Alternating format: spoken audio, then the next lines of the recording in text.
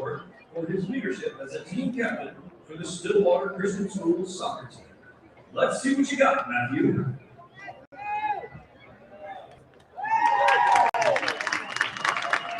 Good evening, everyone, from Big Sky Country here in Kalispell, Montana, on this 68-degree Thursday night. It is time for Oakland Ballers baseball on the road. Final game of this 3-game series and the third game of this 12-game road trip as your Ballers look to grab the series finale against the Glacier Range Riders. Range Riders hold a 2-0 series lead. And we welcome you to Glacier Bank Park. My name is Gareth Kwok for Ballers Radio. Well, yesterday was rather a forgettable night for Oakland, suffering their worst defeat of the season. Range Riders posted a pair of crooked innings against the Ballers in the 13-1 win over Oakland. For the second straight game, a crooked first inning, a 5-run first for the Range Riders against the starting right-hander Derek Murphy, who lasted just 1 2/3 innings. The first 7 batters reached against Murphy by the Range Riders offense, including a 2-run single from Jake Millen and a 3-run home run from Donovan Radfield. Murphy then struck out the side to end the first, and you were thinking, okay, maybe he can turn the corner and provide a few more innings. But unfortunately, the walks piled up for Murphy. 5 walks in the outing for the right-hander who was making his first professional start, and the Ballers would have to go to their bullpen early for a second straight game. Liam Rocha did well in relief, 2 1/3 shutout frames, 4 strikeouts, but the backbreaker was a 7-run fifth from the Range Riders against the right-hander Matthew Maloney and the lefty Campbell Spradling. They batted around for a second time in the game, and some of the big hits included a solo homer from Carson Hornung and a 2-run double from Radfield as part of a 5 RBI night for the catcher. And the Oakland offense did not have many answers against the right-hander Jared Engman and the righty Aiden Elfring. Engman with 2 perfect innings as an opener, and Elfring with 5 innings of 1-run ball with 8 strikeouts as the Range Riders defeated the Ballers 13-1. So our attention turns to tonight, and for the Ballers, they'll send the lefty C.J. Blowers to the mound, and he will face the right-hander Jonah Giblin, who was the Pioneer Baseball League's pitcher of the week for the first week of the season. Ballers hoping to salvage the series finale against Glacier before continuing this road trip down to Great Falls. When we come back here on the Ballers pregame show, we're going to replay our conversation with the starting left-hander C.J. Blowers after he delivered a great start over the weekend against Red Pocket. We talked about what worked well for him and how things are treating him with the Ballers in his first year in the Pioneer League. That conversation with C.J. Blowers coming up next when the Ballers pregame show continues right here on Ballers Radio.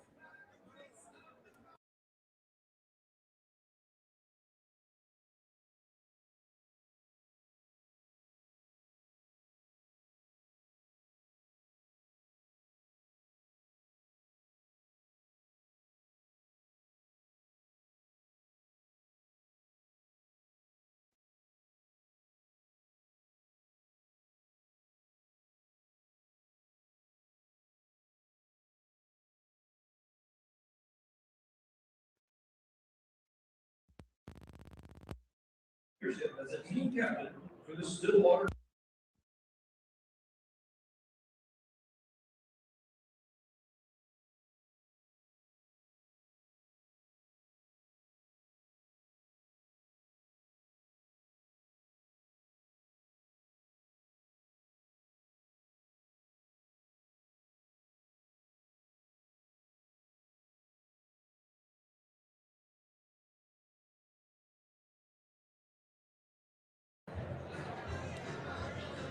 Welcome back to Kalispell and back to Glacier Bank Park. Just a few moments away from first pitch between the Ballers and the Range Riders. Time now for our conversation with C.J. Blowers. This was a previous conversation from over the weekend after his 6-inning quality start against the Red Pocket Mobiles. Let's take a listen into our combo with CJ about what worked well in that start. CJ, a quality start delivered by you yesterday, 6 innings of 2-run ball, and you had 7 strikeouts. When you walked off the mound after completing 6, what were you thinking? I'm just happy to be able to get off of the mound with an opportunity to win realistically. But I'm just happy to give my team a chance to breathe a little bit, give the bullpen a chance to breathe and stick to a plan like we had talked about. But just happy for myself, man. It's obviously still not the performance that I particularly want. But it's definitely a huge step in the right direction. And I'm at the ballpark with a smile on my face. Well, it's definitely a positive direction for you. In your last start, just 1 out of the way from getting through 5. But what felt different about yesterday compared to your first start of the year? Yeah, it's night and day. I feel the pace is just really the big difference. Just buying into I'm going to get the ball, get back up there and compete with the next pitch, no matter what the ball strike call is, and just getting to work and really trusting my guy behind the plate, JC. He had a great time calling the game and doing a great job with that. So anytime that you can really just shut the brain off and instinctually let the athletic side of things take over, you're going to see a good result.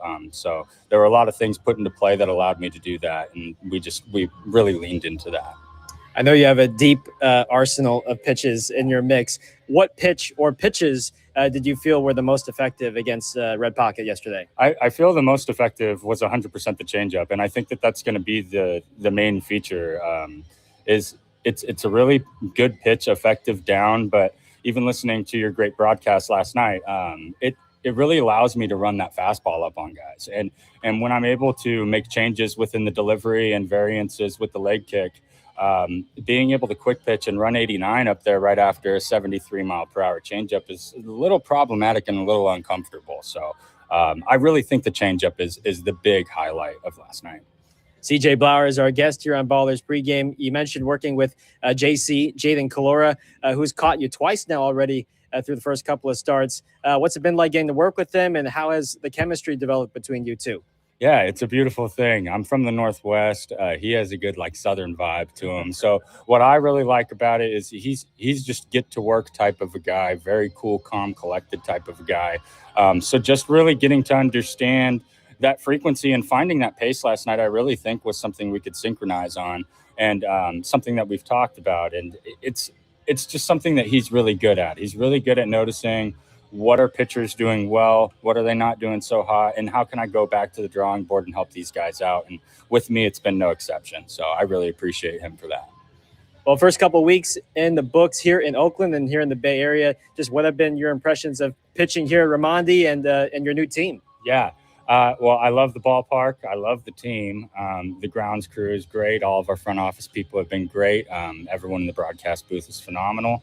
Obviously, the ball pops off the bat a little bit more. So that's my first impression. But I'm learning how to pitch in the ballpark. And I think that that's really what this pitching staff is learning to do. It's a young pitching staff with a lot of talent like you guys have encompassed. And I think once these guys really settle down and figure out that this ballpark is pitchable and we can keep runs down, it's going to see these guys really explode and make this thing happen. So you're starting to make Raimondi feel like home, yeah. And it was fun to watch you pitch yesterday. Thanks for the time, CJ. Yeah, 100%. Thanks. That's CJ Blowers from a previous conversation over the weekend after a start against the Red Pocket Mobiles.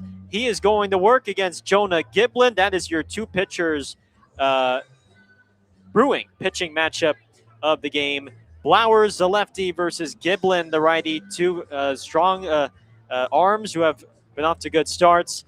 And when we come back, we'll have the lineups and first pitch, as well as a national anthem, coming your way from Kalispell. It's the Ballers and the Range Riders coming up next here on Ballers Radio.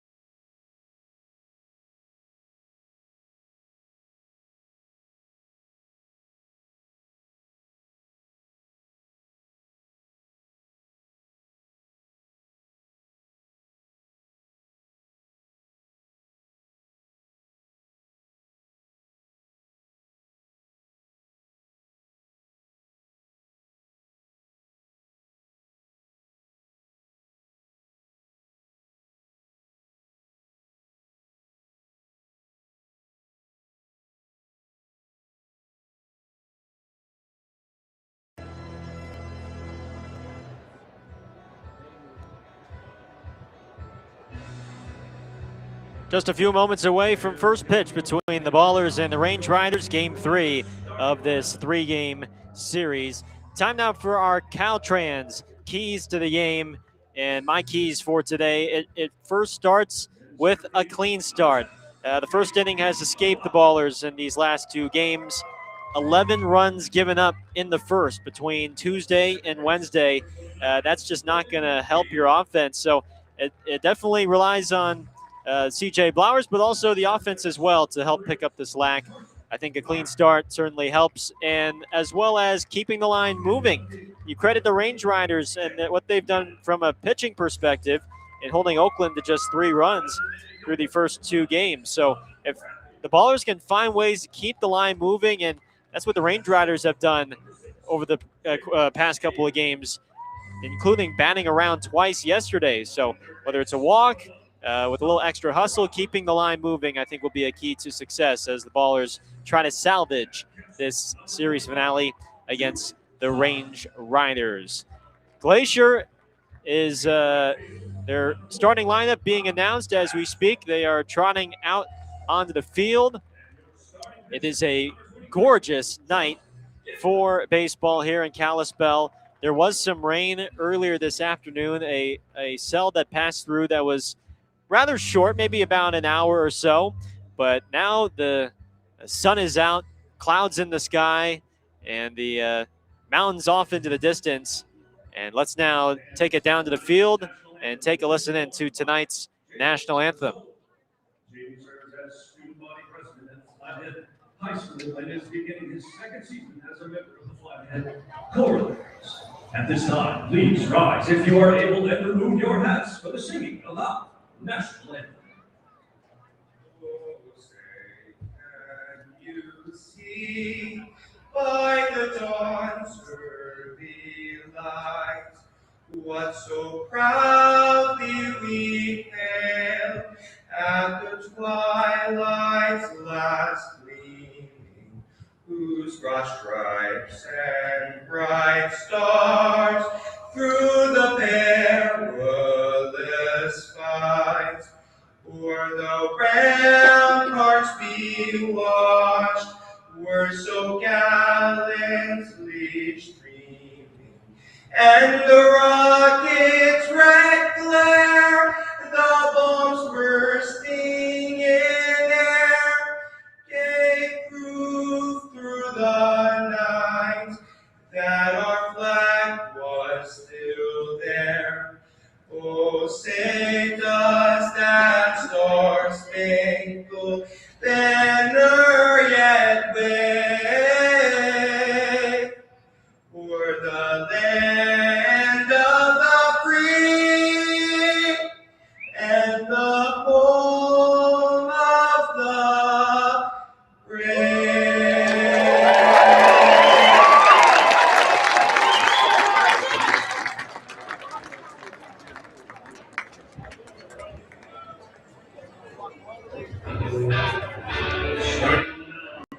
All right, a very nice singing of our national anthem. And let's take a look at the starting lineups. First for Oakland, it's presented by Rubenstein. Here is Aaron Miles' starting lineup. Tremaine Cobb leads off, and he's at shortstop. Isai Santos had the off day yesterday. He slides back into the 2-hole, and he's in right. Jeter Ibarra is at first base, batting third. Jake Allgaier, the third baseman, hits fourth. Jaden Calora is the designated hitter.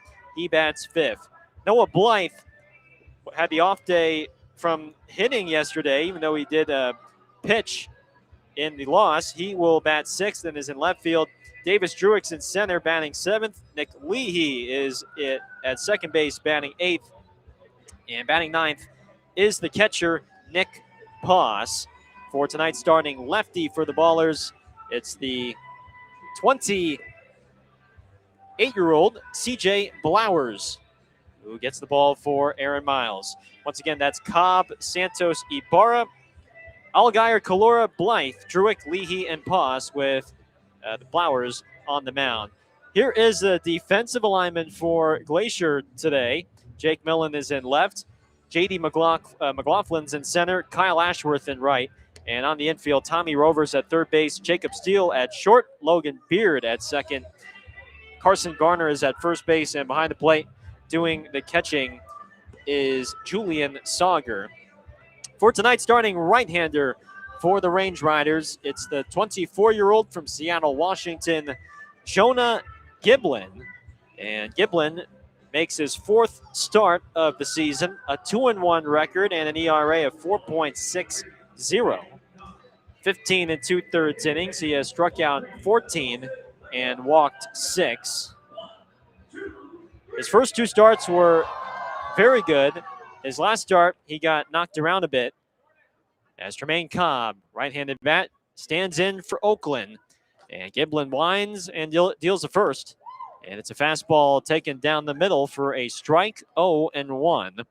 First pitch delivered at 6:37 p.m. local time here in Kalispell. Giblin's 0-1. Cobb fouls it back behind the catcher and behind the umpire for strike 2. Trey hitting .283, a home run, and 4 batted in. He is 2 for 8 on this road trip. The pitch misses low with a breaking ball, 1-2. Last night, 1 for 5 with a single. Giblin winds, turns the 1-2. And Cobb chases a strike 3.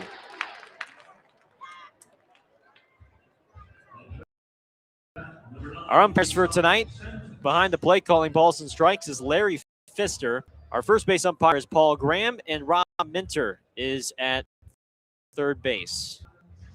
Our game temperature, it is a warm 68 degrees.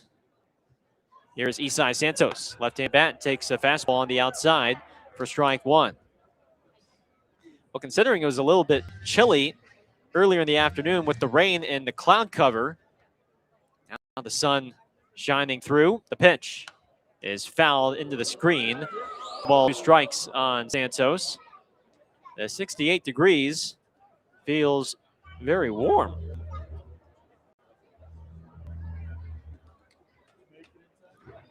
Giblin turns the pitch. Santos hits a fly ball to deep left center. Millen is back, still back, and it's off the bottom of the wall. He bobbles a baseball at the warning track, and Santos pulls into second base with a double. First hit of the series for Santos, and he took it to left center where the alleys are pretty deep. Hit the base of the wall in left center, and perhaps the Ballers flip the script and charge a first inning run of their own. Here is Jeter Ibarra. Left-handed bat versus a right-handed arm. Giblin's first is a fastball that clips the lower outside corner for strike 1. Ibarra hitting .279 with 6 home runs and 16 batted in, which leads the team. 0-1. Ibarra takes a fastball on the outside, called strike 2.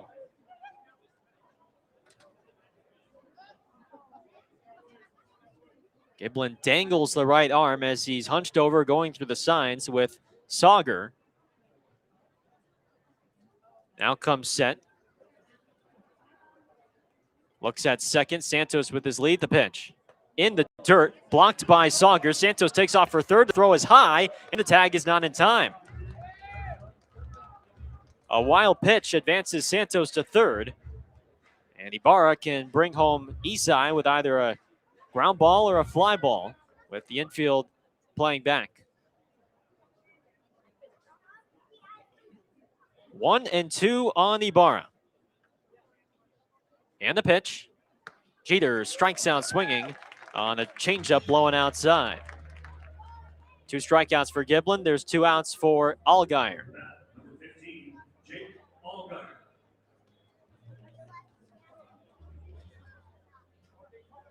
Ballers tonight in their black Oakland stands up jerseys. Oakland across the chest in white block leathers, capitalized with a hand holding a baseball by the abdomen. Here's Allgaier. And Jake takes a fastball outside for ball 1. Range Riders are back in their home whites for a 3rd straight game. Range Riders in script across the chest, colored in green with orange numbers on the front and green numbers on the back. 1-0. Allgaier takes a strike. A fastball on the outside. 1-1. Nothing our score, just underway here from Kalispell. Final game of a 3-game set between the Ballers and Range Riders. Giblin's 1-1. Swing and a miss. And that is a slider from Giblin. 3-pitch mix for the right-hander out of Arizona State University. This is his first professional season. Fastball, slider, and a changeup. Slider considered to be his best off speed. Ahead 1-2, he throws. And Allgaier chases a breaking ball in the dirt for strike 3. The 1-out double by Santos is stranded at 3rd as Giblin strikes out the side. Off we go to the bottom of the 1st. No score. The left-hander C.J. Blowers takes the hill for the Ballers when we return here on Ballers Radio.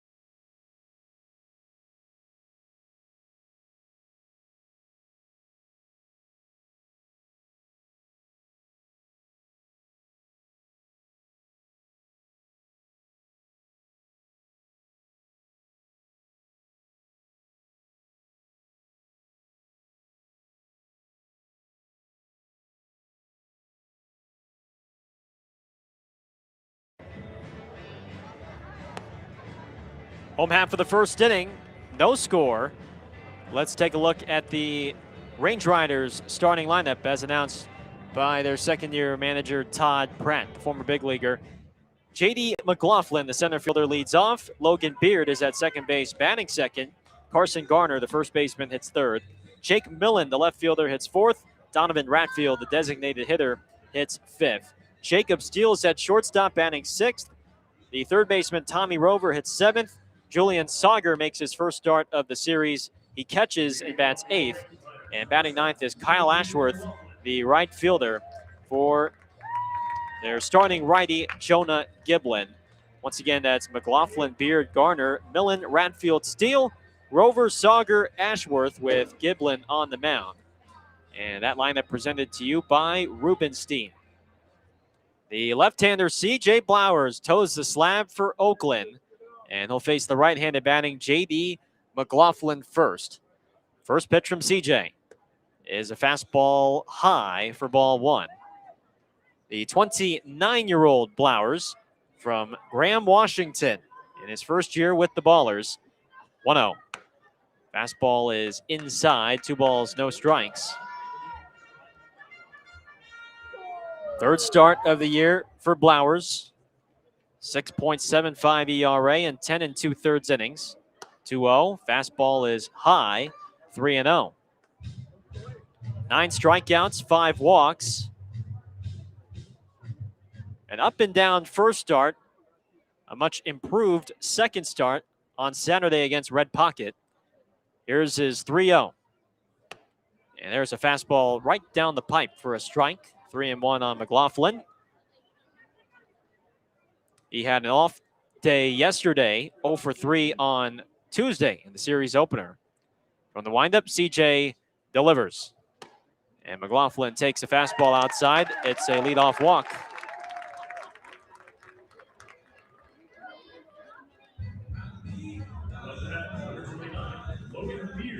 Here is Beard now for Glacier. On Saturday versus the Mobiles, Blowers spun 6 innings of 2-run ball, gave up 6 hits. 2 of them were home runs, but just walked 2, and he struck out 7. Here is Beard, a right-handed bat. First pitch is a breaking ball at the top of the zone for strike 1. Beard hitting .333, 2 home runs, 13 batted in. Flowers at the set. Lefty stares at first, now comes home. And Beard fouls it back into the screen for strike 2.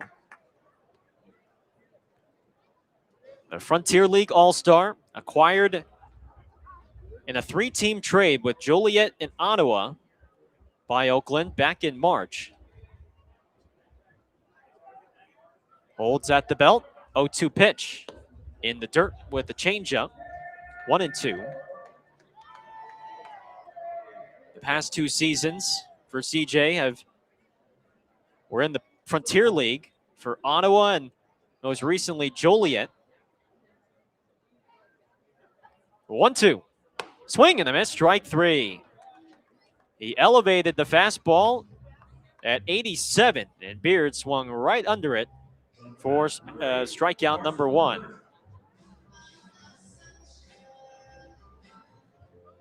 Flowers will not light up the radar gun, but he will get you through deception and creativity. He's got a deep arsenal, 6 pitches. Here is Carson Garner, the first baseman, right-handed bat. First pitch is bounds past the diving shortstop Cobb and into left for a base hit. McLaughlin advances to second. And if Trey wasn't pinched up the middle at double play depth, that's probably a routine ground ball, but because he was shaded up the middle, and because this field is an all-turf surface, that ball rolled quickly through the infield and into left. So traffic on the bases once again for Glacier in the first. Here is Jake Millen, the left fielder. First pitch is a breaking ball down the middle for a called strike.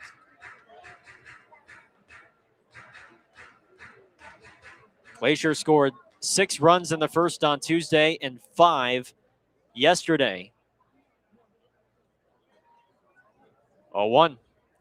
Curveball blocked nicely by Poss in the dirt. It is 1-1. Here's the defense quickly for Oakland tonight. Blythe in left. Druick in center. Isai Santos in right. Jake Allgaiers at third. Tremaine Cobb at short. Nick Leahy at second. Jeter Ibarra at first. And Nick Poss does the catching. 1-1. In the dirt with the breaking ball. It's 2-1. Flowers trying to gain feel for his off speed early. Millen is 2 for 6 this week with a home run and 5 batted in. Switch hitter batting from the right side. Awaits a 2-1.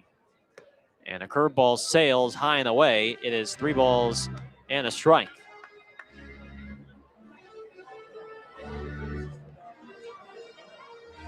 On deck is Donovan Ratfield, the designated hitter.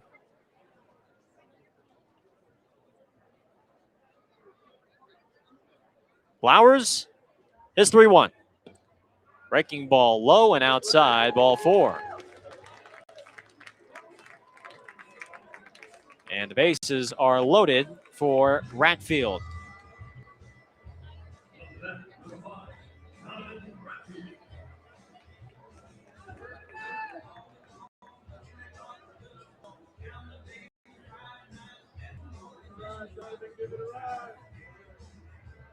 Ratfield has been one of the best hitters in the PBL. He's hitting .474 with a pair of home runs and 19 batted in. First pitch fastball is up and in for ball 1. No score, 1 out, bases loaded, for the Range Riders as they threaten once again in the first. Flowers is set at the belt. 1-0. Breaking ball is in there for a strike down the middle. 1 ball and 1 strike.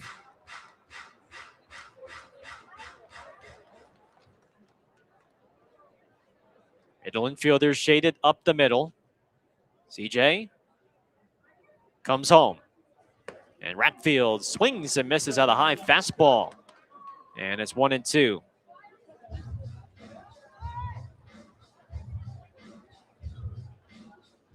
I mean, at this point, you'll take just 1 run, even maybe 2 runs allowed, given how these first innings have played out. A 0 would be Superb. 1-2 on Ratfield. Left-hander throws, and Ratfield fights it off foul into the sweet level down the right field line.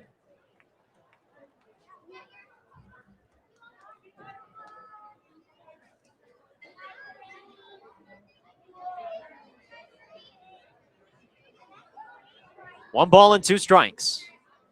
Flowers throws. Ratfield lays off a breaking ball low. 2-2.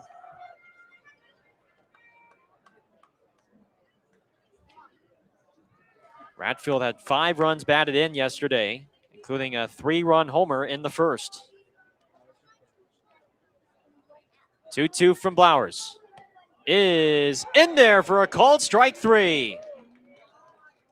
A fastball on the inside. And a much needed strikeout for Blowers. Bases loaded, 2 outs now for Jacob Steele. Frozen with the fastball on the inside, and now one more out away from exhaling. Steele, right-handed bat, 271 batter, 2 homers, 16 batted in. First pitch is swung on and missed, strike 1. Fastball on the lower inside corner. Steele in this series is 1 for 7. Former Central Missouri Mule. Flowers at the set, throws. And a breaking ball, easy take, high and outside. 1 ball, 1 strike. Well, CJ is going to have to go deep for the Ballers today. There's no question about that. After 2 short starts the last 2 nights. 1-1. Breaking ball is low. 2-1. And this might be a situation, too, for Nick Poss behind the plate where he may have no choice but to use a challenge. This is a high leverage spot. 2 balls and a strike. The pitch is popped up foul off to the right, and the count evens at 2. You consider the lack of depth, how much the bullpen has been used the first 2 games, the injury to Matthew Maloney yesterday, a shin injury on a comebacker. 2-2 with 2 down. Here's the pitch, and it's a ground ball up the middle for a base hit. McLaughlin scores. Here comes Garner. The throw hits the mound, and a head-first slide from Garner. He's in there safely. It's a 2-run single for Jacob Steele. And the Range Riders draw first blood. It is 2-0 on the 2-run knock from Steele.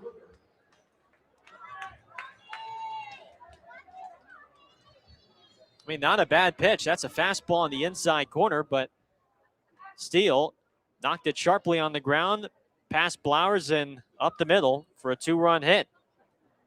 Millen advanced to second. Here is Tommy Rover, another switch hitter, batting from the right side, and he takes a ball low and in.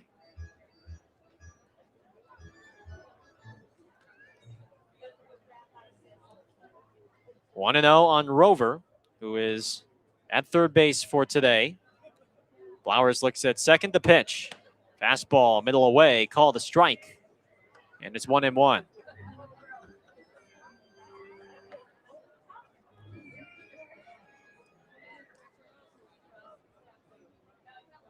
CJ comes set. Glances at second. Millen with his lead. The pitch. And Rover takes a strike. A breaking ball on the outside, and it's 1-2. Range Riders ahead, 2-0. 2 outs, home half of the first.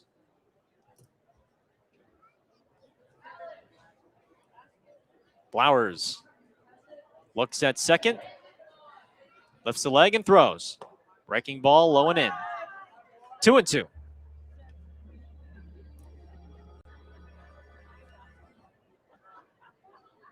Over 30 pitches in this first inning for Blowers. but he could limit it to just 2 runs if he can get Rover here. 2-2. Rover breaks his bat, pops it up, and it is dropped. Allgaier and Cobb did not catch it. Here comes the runner, Millen, and he scores standing up. The bat went flying in the direction towards Cobb at short, and Allgaier and Cobb both could not make the catch as they were also trying to avoid a flying barrel. It is now 3-0 on the RBI single from Rover. Oh, man. Another great pitch from Blowers in on the hands, and it exploded Rover's bat, but I don't know if Allgaier or Cobb just didn't quite time it right, or if the bat got in their way. It is a 3-0 Range Riders lead, as here is Sauger, the catcher. First pitch is in the dirt, and a good block from Paz for ball 1. That's just an unfortunate break for Oakland there. Steele advanced to third on that base hit from Rover, which is his first hit of the series. 3 runs in on 3 hits in this first. 1-0. Fastball is up and away. 2 balls and no strikes on Julian Sauger. The backup catcher making his first start of the week. Flowers is 2-0. And a breaking ball misses outside. 3 balls and no strikes. And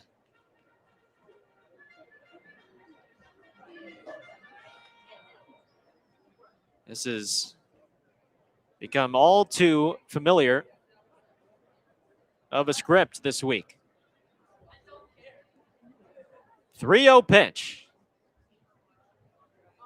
Fastball is right down the pipe for a strike. 3-1.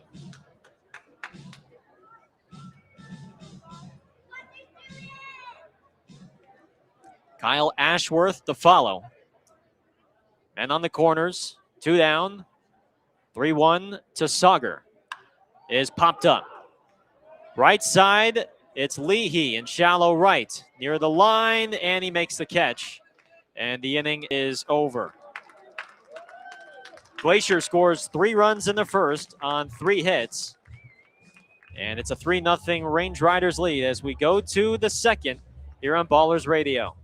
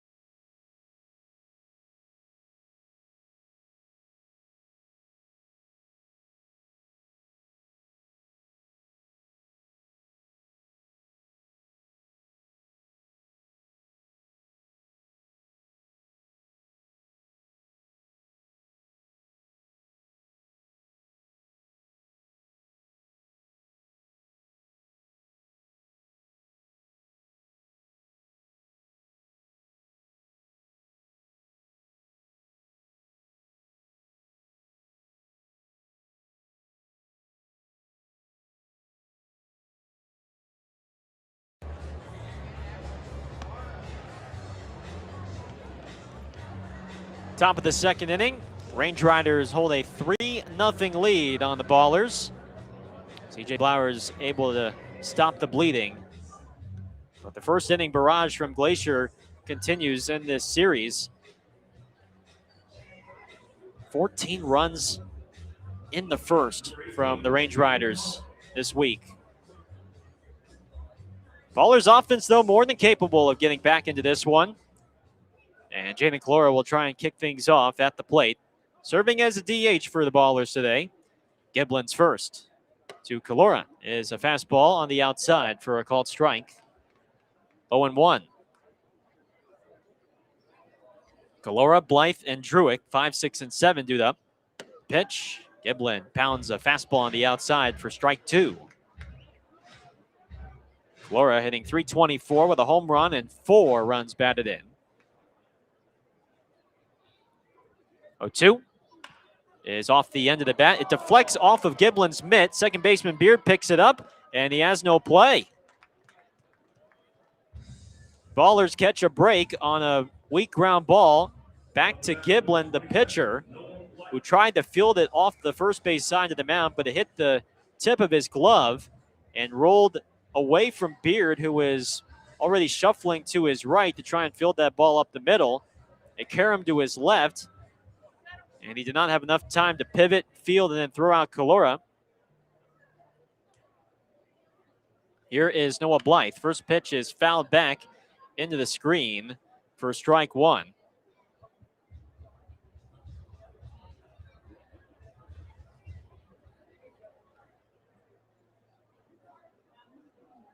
Blythe 0 for 4 on Tuesday, had the off day yesterday, and here's a strike down the middle.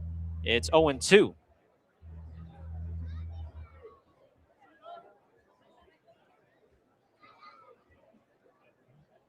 The 0-2 is low. 1 ball and 2 strikes.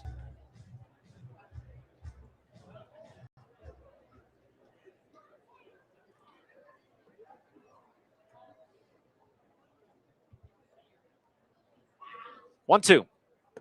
Blythe takes a breaking ball low.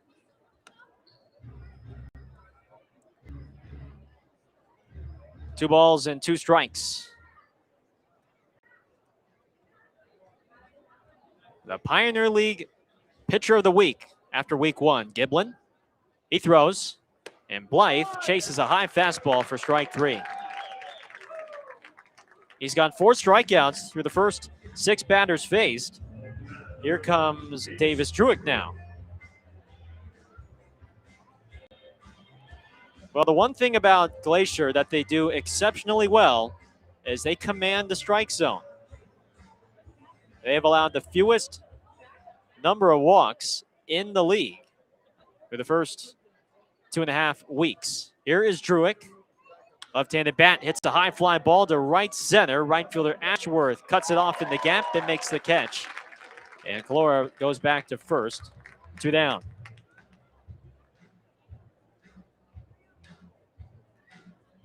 Three-0 Range Riders, bottom of the first. Top of the second. And here is Nick Leahy.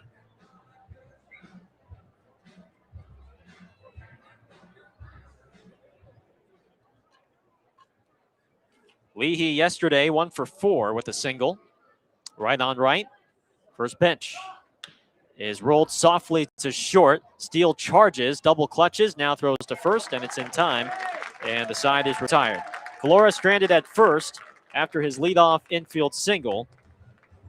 Off we go to the bottom of the second with the Range Riders in front, 3-0 on Ballers Radio.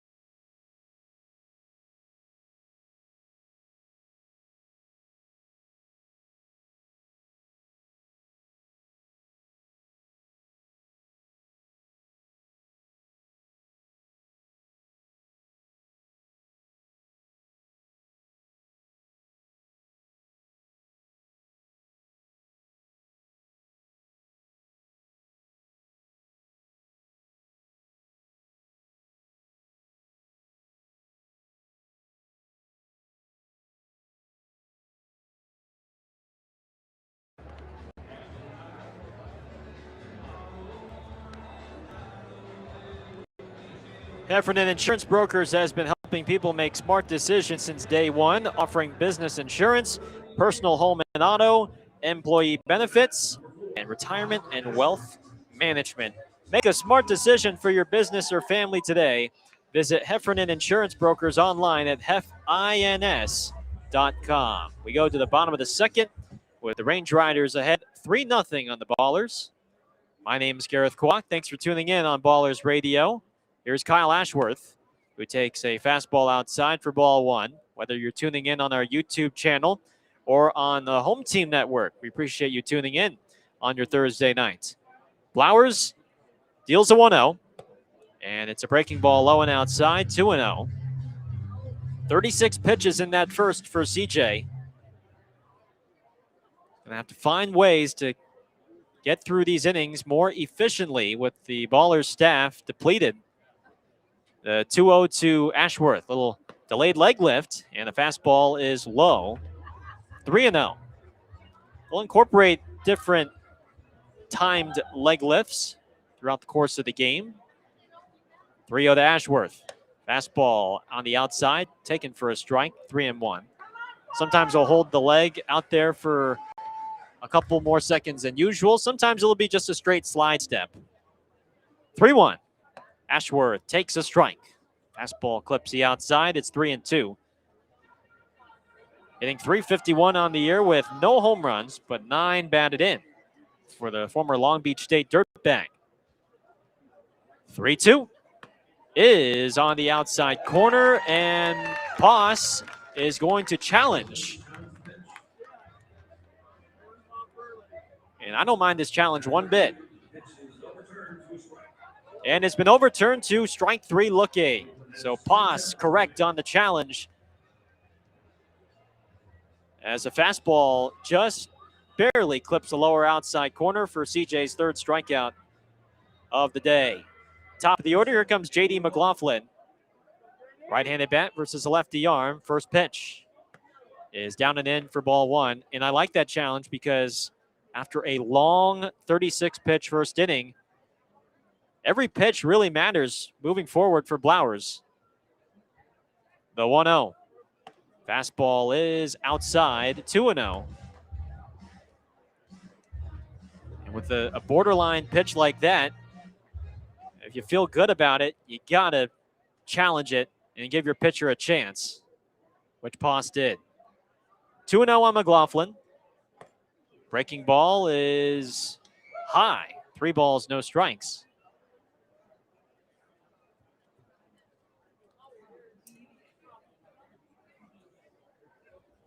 Flowers winds is 3-0.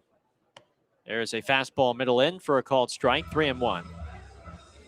J.D. McLaughlin, a former Detroit Tigers farmhand. This is his 3rd season with the Range Riders. Flowers deals, and McLaughlin whacks it solidly in the right center field. This is going to split the gap. He rounds first, heads for second. Druick, the center fielder, digs it out, and McLaughlin is satisfied with a double.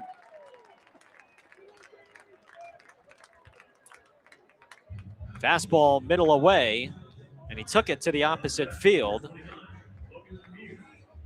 First hit of the series for McLaughlin puts him at second with 1 down for Logan Beard. Flowers with 6 pitches in his arsenal. 2 types of fastballs, a 4-seam, a 2-seam, a changeup, cutter, sweeper, and a forkball, or as he calls it, a ghost fork. Here is Beard. Couple looks, 3 looks at second. The pitch. Breaking ball sails high for ball 1.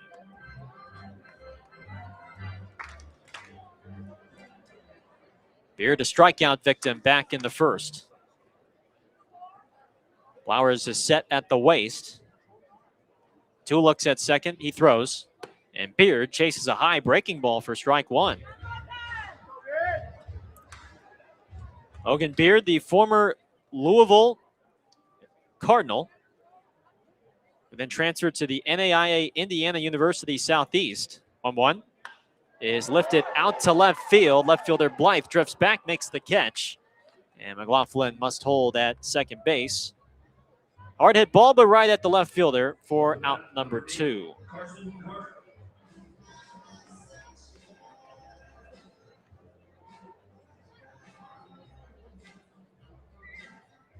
3-0 Range Riders. Man on second, 2 outs. Here comes Carson Garner, the first baseman. Power hitting first baseman awaits and takes a fastball low, ball 1. Second year with the Range Riders. Before going pro, a 4-year college career at Murray State, where he hit 17 homers in his senior year. 1-0. In the dirt, blocked by Paz.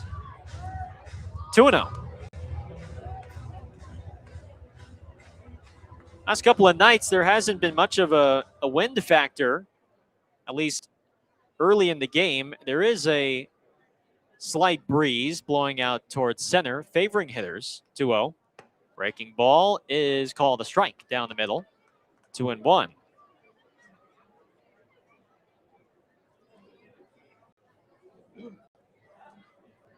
A gentle breeze blowing out towards right center, as indicated by the giant American flag.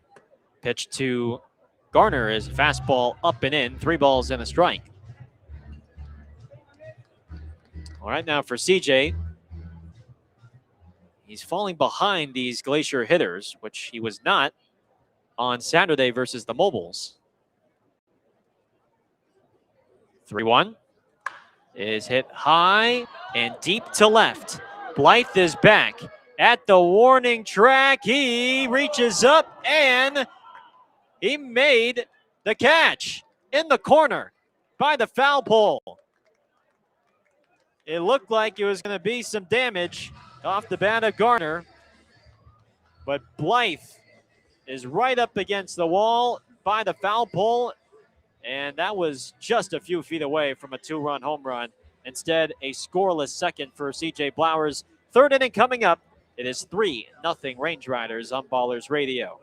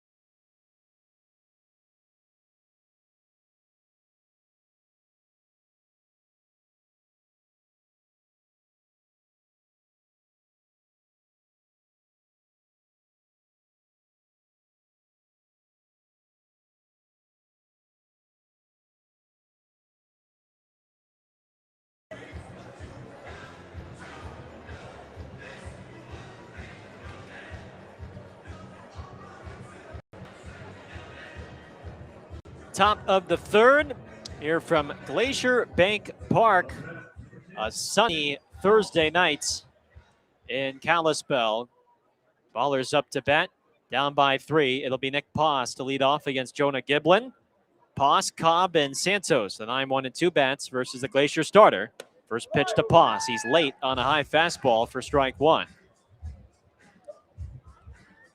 Giblin has been sharp thus far. 4 strikeouts in 2 scoreless innings with 2 hits allowed on just 25 pitches. 0-1.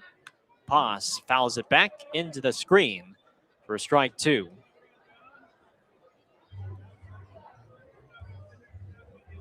Paz, the Brentwood native and Liberty High alum, taken in the PBL draft this spring down in Arizona. He was the 28th overall selection. 0-2. And he takes strike 3 on the outside with a breaking ball. So you're seeing I shouldn't say you're seeing, but this is the strikeout stuff that Giblin possesses. At Arizona State in his final season, 50 strikeouts and 41 2/3 innings. Top of the order, here's Tremaine Cobb. First pitch. Tremaine swings and misses at a high fastball for strike one. After the 2025 season, Giblin, who went undrafted, but he got a call from Glacier bench coach Stu Peterson, the father of the big leaguer Jock Peterson. 0-1. Fastball is outside. 1 strike. And Stu suggested to Jonah, hey, why don't you come up to Kalispell and keep yourself loose during this whole draft process, maybe even after the draft, get some innings in. 1-1. Cobb takes a fastball inside, 2-1. And just get some more innings before perhaps you maybe get a call from an affiliated team. And Giblin, initially unsure, he winds the 2-1. Cobb hits one to the third baseman Rover. It gets past him, and it goes in the left for a base hit. Just enough on it from Tremaine to sneak it by the left side of the infield. And that extends his on-base streak to 15 games. He's reached base in every game played so far this season. Man on first, one down in the third for Isai Santos. Isai hit a loud double off the left center field wall his first time up. He takes a breaking ball low and outside and holds up on the check swing for ball one. Well, Giblin decided, I'm going to fill this out. He flew to Kalispell and was just a spectator, almost a tourist for a week to check out his potential new surroundings. Pickoff throw to first. Cobb dives in safely. He did not pitch for the Range Riders, but enjoyed and liked what he saw enough to call back Stu 2 weeks later and said, I'd like to sign with you guys. Pitch to Santos is cut on and missed. A breaking ball in the dirt. It's 1-1.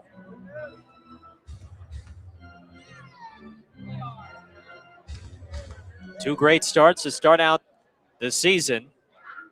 11 2/3 innings combined, just 2 earned runs allowed. Cobb runs, Santos swings, and he fouls it back behind the plate. Perhaps a hit and run on from Aaron Miles. It's now 1-2.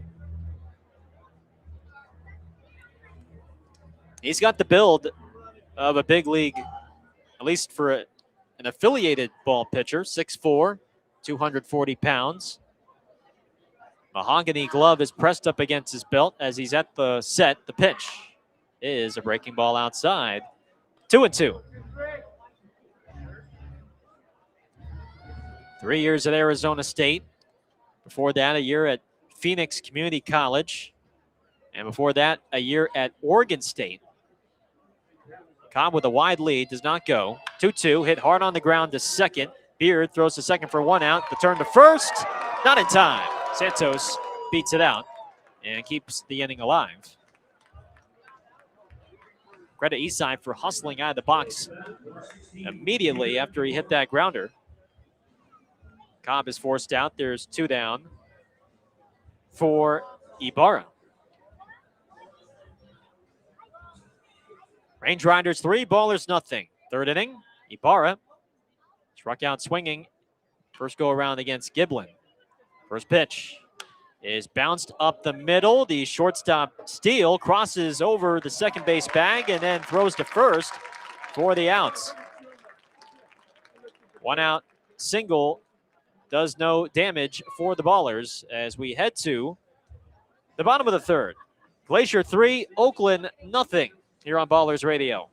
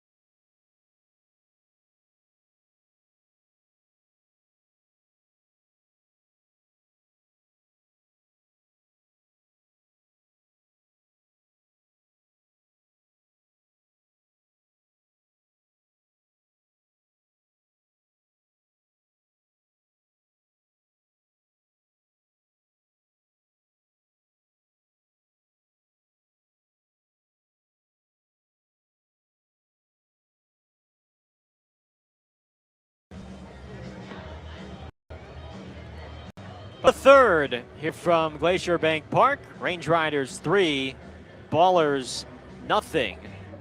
2 years ago today, the Oakland Ballers hosted their first game ever in Oakland at Raimondi Park. The inaugural home opener. What a spectacle that must have been. And for those that are tuning in via our YouTube channel, would love to hear your memories. Feel free to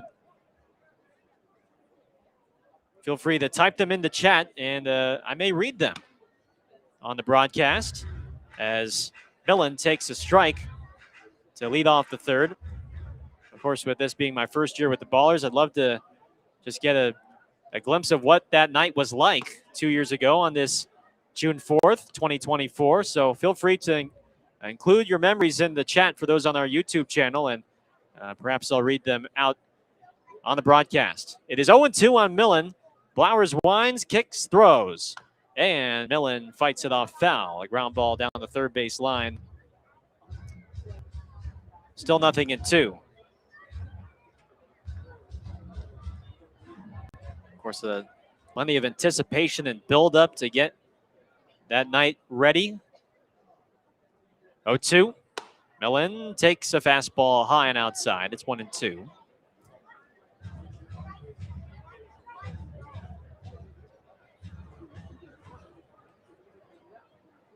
CJ gets the sign from Poss, now comes straight home, and Millen hits a fly ball to fairly deep left center. Druick drifts back and makes the catch chin high for the first outs.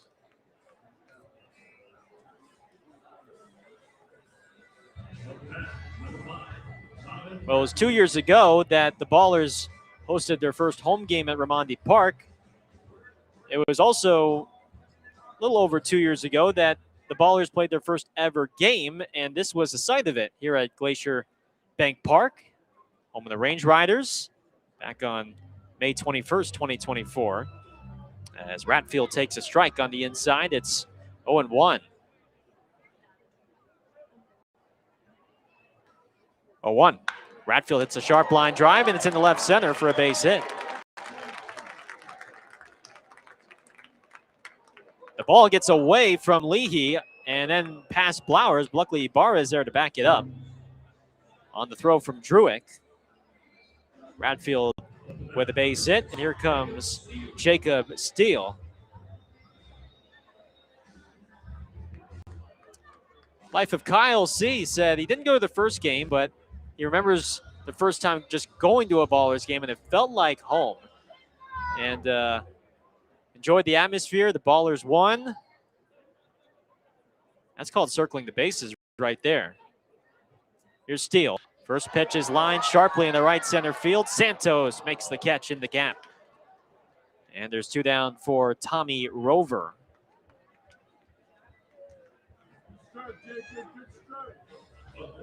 Reach Far 1984 said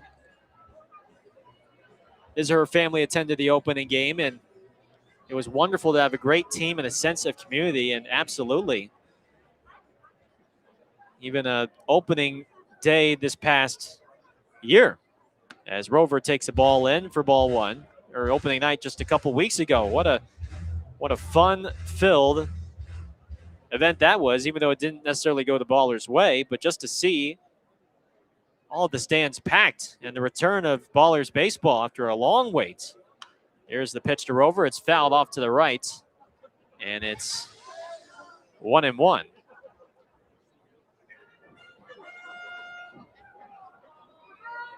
Just to see the right field bleachers and them getting into it with each and every pitch. Just the return back to like they were in midseason form. Here's a fly ball off the bat of Rover to straightaway right. Backpedaling is Santos. He's got it. And CJ Blowers with a scoreless third. We move to the fourth. We are a third of the way through tonight. Range Riders 3, Ballers nothing. Allgaier, Calora, Blythe coming up right after this on Ballers Radio.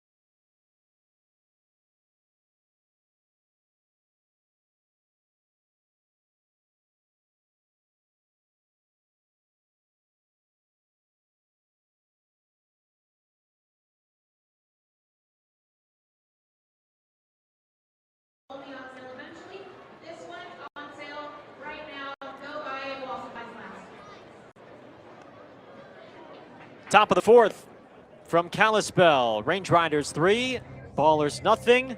This is the third and final game of a 3-game series between the Ballers and Range Riders.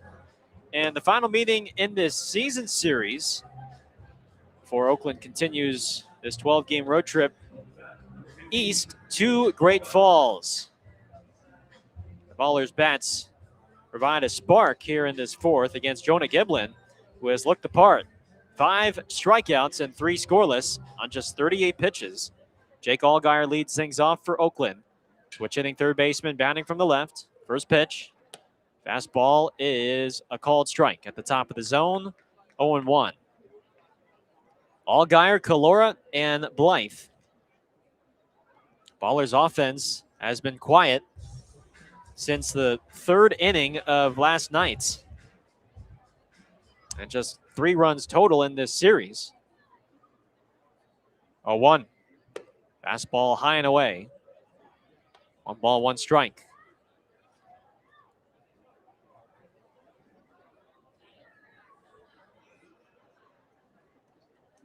Giblin turns and throws. And Allgaier takes a strike on the outside corner.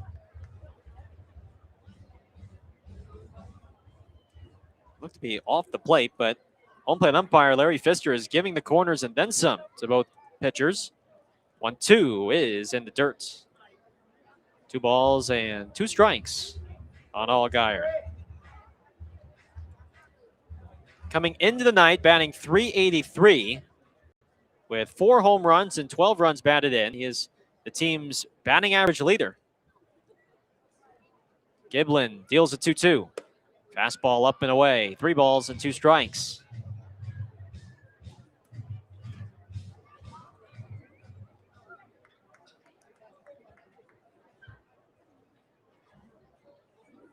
Infield is playing from the pull. Allgaier pokes it foul off to the left. At the very least, you hope the Ballers can drive Giblin's pitch count up. He's worked almost too efficiently in this one. 3-2 is down and in with the breaking ball, ball 4. A good take from Jake. And that is the first walk issued by Giblin.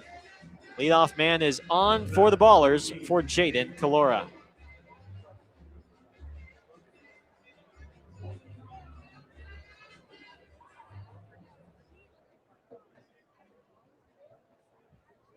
Calora singled on a comebacker off Giblin in the second. Here he swings and misses at a middle away fastball for strike 1. The Hammond, Louisiana native from Nicholls State awaits the 0-1. Fastball is low and outside. 1 ball and 1 strike.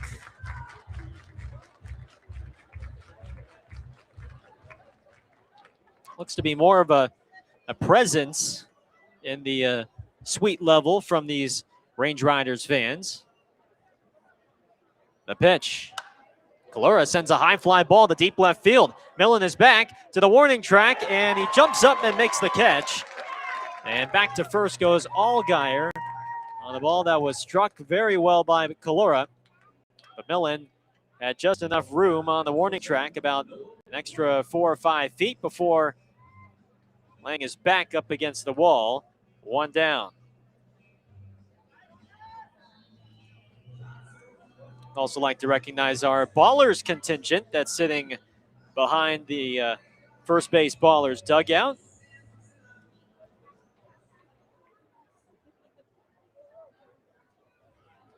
Here's Noah Blythe. Right on right, first pitch. Blythe bloops it into shallow right field. This is going to drop. Ashworth picks it up. He's going to fire it down the second. Head first slide from Allgaier. He's safe. Allgaier was not sure that ball was going to get down and hit turf, so he only went about a third of the way down to second. But once he realized Beard, the second baseman, and the right fielder Ashworth were not going to get there, He sprinted to second base, and a belly flop into second just before the throw. Base hit for Blythe. 2-man on, 1 out. Best chance for Oakland thus far against Giblin. Here's Davis Druick. First pitch to Davis is a ball in the dirt for ball 1.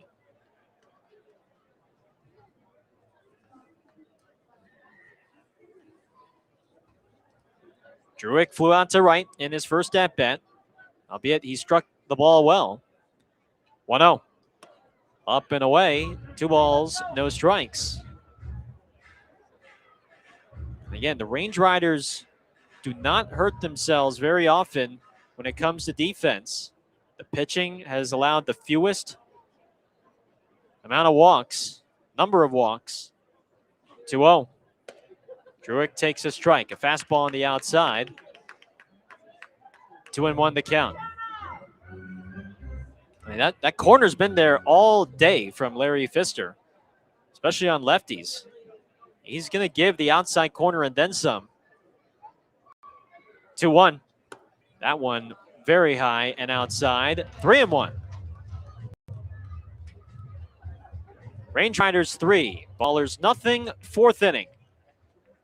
Oakland hoping to salvage the series finale on this Thursday night. A look at second. Giblin deals. Druick takes up and away, ball 4. And the bases are loaded for the Ballers with 1 out for Nick Leahy. So the walks, which are uncharacteristic of Giblin, he's walked 2 in this frame. And Nick Leahy will get an opportunity here to drive home the Ballers' first runs of the night. Catcher Sauger goes out to talk with Giblin, now walks back to the plate. The Ballers have not had too many chances like these so far on this road trip. Trying to capitalize here. It's Leahy at the dish versus Giblin on the mound.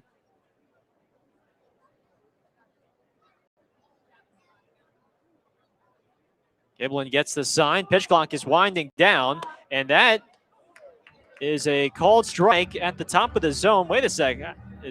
How is that not a balk? It didn't look like he fully set either that or a pitch timer violation. 0-1 on Leahy. And Leahy stares at strike 2, a fastball down the middle. It's 0-2. There was miscommunication between him and Sauger behind the plate as they were going through the signs. And with the pitch clock winding down, he had to get rid of it. Giblin's 0-2. Leahy lays off on the breaking ball down in the dirt. 1 ball, 2 strikes. And I think Aaron Miles was wondering, hey, how is that at least not a ball or a balk? It didn't look like he came fully set all the way. He had to get rid of it quickly. 1-2. Leahy stays alive as he fouls it off the first base netting.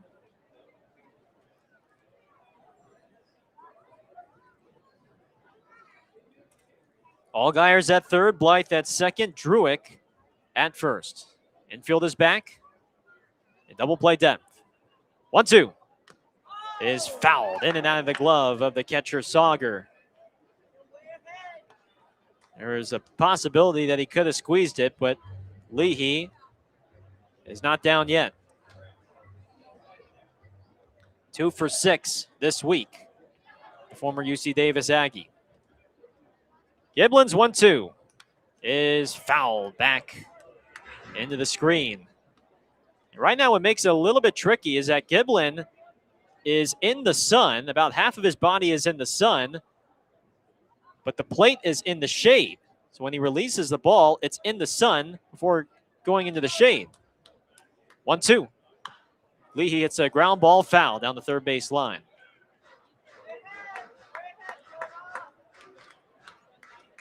Right now, about a quarter of the field is in the shade between most of the left side of the infield, between the first base line and up to the second and third base line. But right field, center field, left field still in the sun. Giblin is 1-2. Leahy taps it foul. And this is quite the battle right now between him and Giblin. Well, at the very least, they are making Giblin work in this fourth. Can Oakland break the ice and get their first runs tonight? 1-2.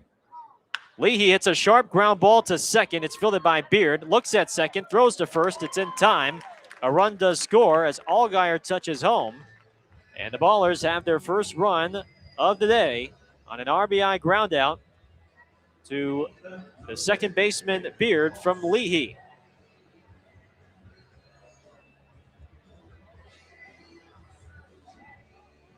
And Aaron Miles is going to use a pinch hitter here in the fourth. Nick Poss will not hit, and Cam Buford will. He sees this as a pivotal spot for Buford. And Cam will hit with the tying runs in scoring position and 2 outs. Does not mean Poss is out of this game. It just means that Buford can pinch hit for him, and Poss can re-enter as a catcher. Here's Cam. First pitch is a ball outside, 1-0.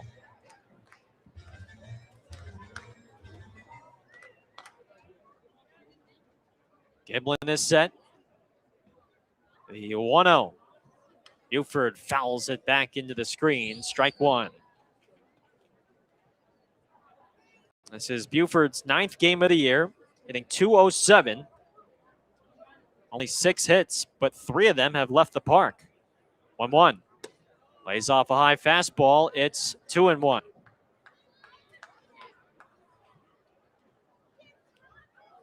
With a lack of offense the last 2 games, Aaron Miles tapping into his bench here for Buford.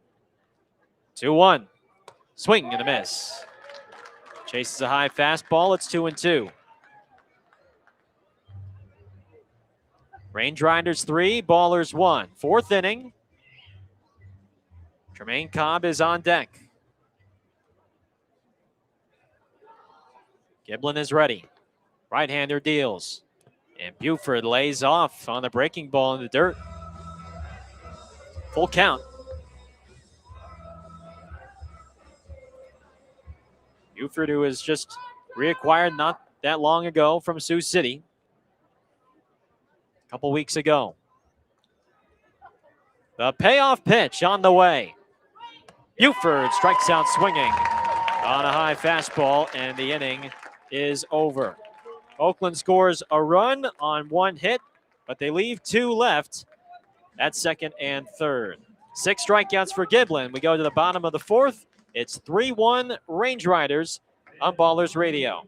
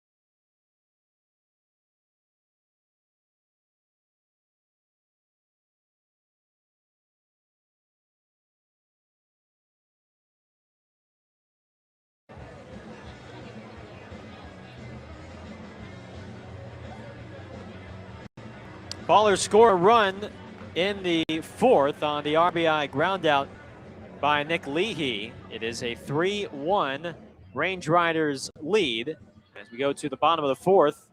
And as expected, Nick Poss remains in the game behind the dish. So just 1 at-bat for Buford as a pinch hitter.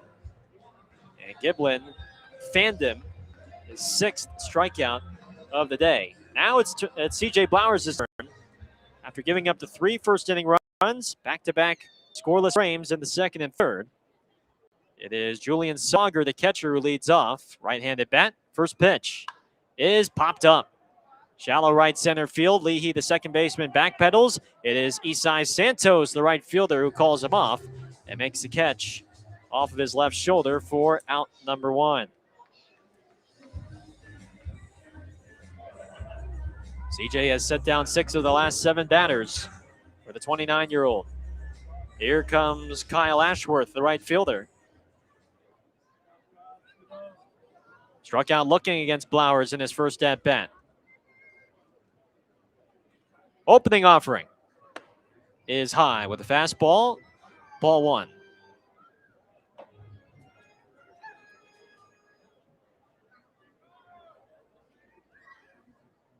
The 1-0 pitch is a breaking ball on the outside, called a strike. 1-1. Well, when Blowers was getting ready for this season, as he deals the 1-1 pitch, it's a breaking ball off the outside, 2-1. He just could sense how much fun the ballers have when they play, and of course the winning tradition the past couple of seasons.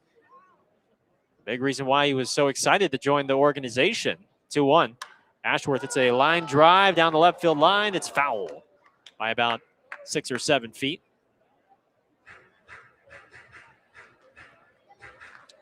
He received a strong recommendation from former baller right-hander and teammate Christian Cosby.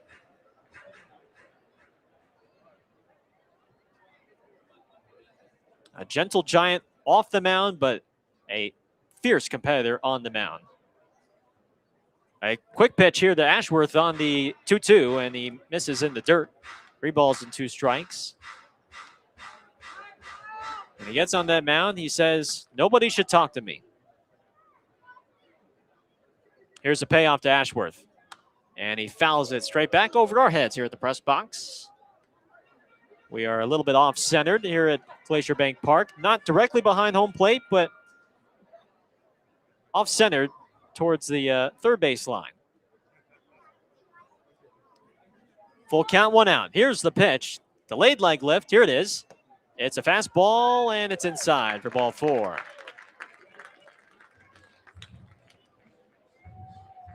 Third walk issued by Blowers. A man on with 1 down for J.D. McLaughlin.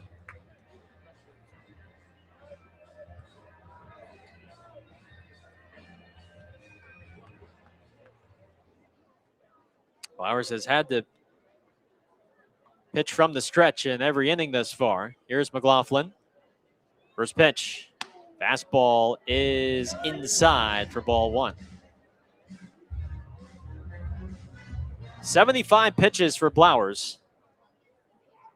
The hope is he can get into the 5th, through the 5th ideally. Staring at first. Now he comes home. And McLaughlin hits a line drive in the left center field, a base hit. Blythe cuts it off. Grounding second, Ashworth. The throw goes into second. Head first slide, the tag, and they got him. McLaughlin is thrown out at second, trying to stretch a single into a double. Great throw from Blythe to second on a bounce to Leahy. So the trail runner cut off. Ashworth did advance to third on that base hit. 2 outs for Logan Beard. 2-run lead for the Range Riders, 3-1 in the 4th. First pitch, slide step. Fastball is in, ball 1.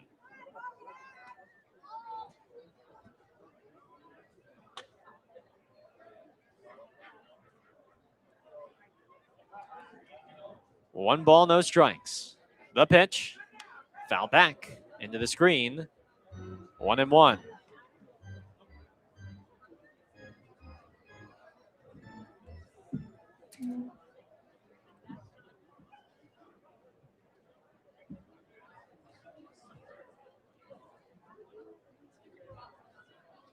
Blowers lifts the leg and throws. Fastball inside corner, called a strike. And it's 1-2. Larry Pfister behind the plate has been generous in giving inside corners and outside corners to the starters. 1-2 pitch is popped up, but it is slicing out of play down the right field line as it lands towards the picnic pavilion out there in right. It's about a 20 or so foot high pavilion situated in right field.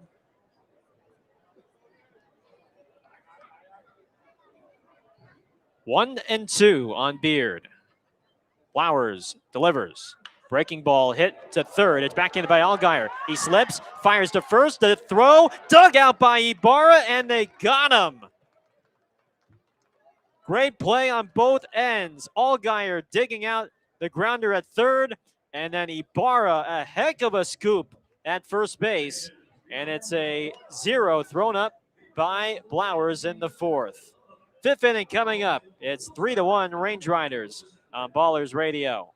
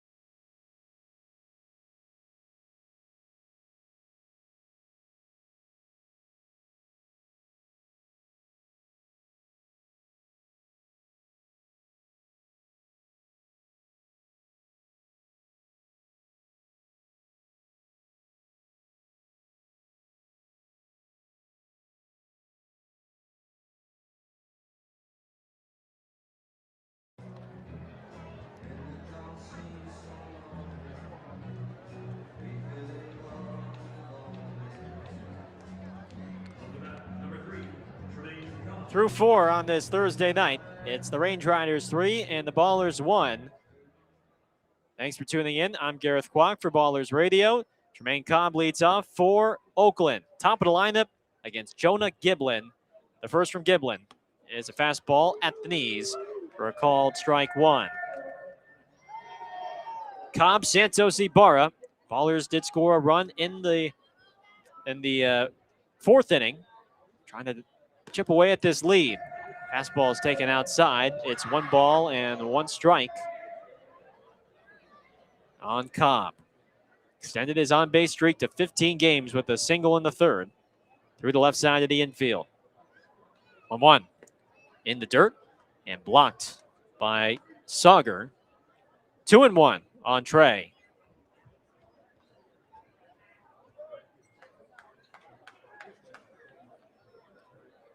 Well, Giblin, who threw 38 pitches in that through the first 3.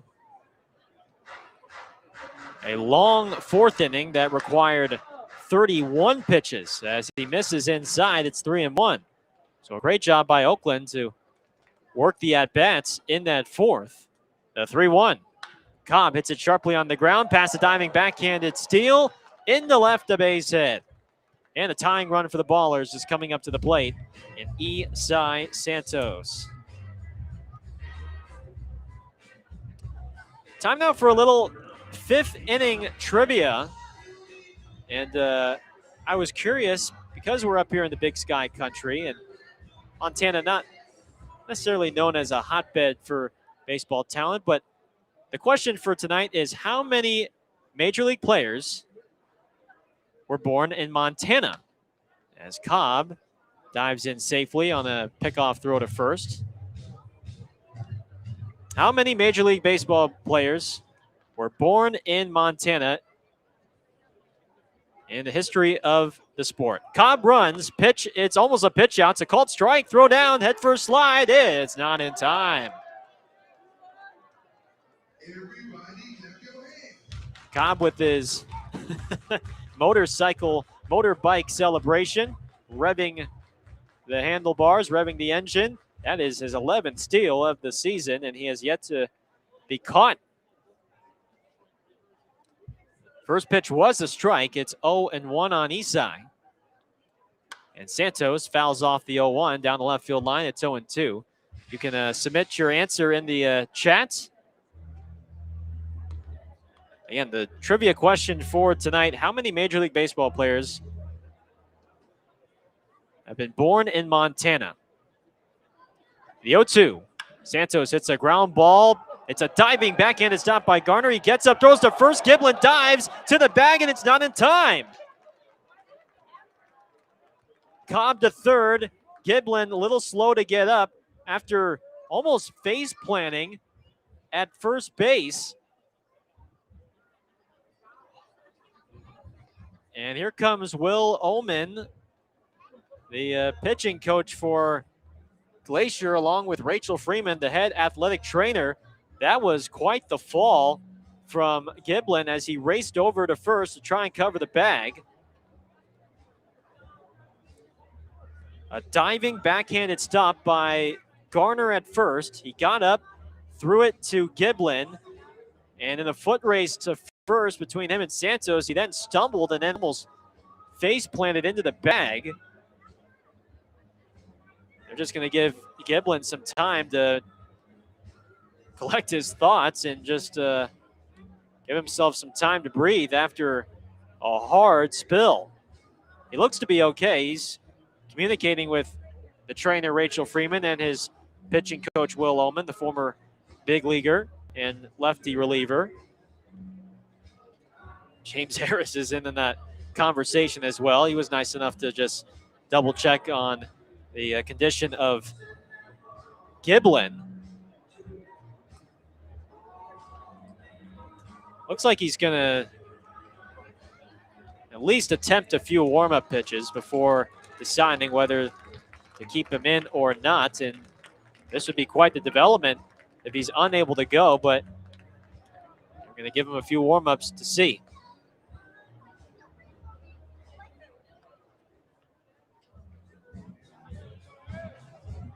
Well, while he is warming up, we do have an answer for our trivia question tonight for how many Major League Baseball players are from the state of Montana, born in Montana specifically. And according to baseballalmanac.com, the answer is 26. So 26 Major Leaguers from Big Sky Country, and one of them is, I guess two of them are active Major Leaguers, or at least on the 40-man. Cody Hewer is the right-hander that is from Montana.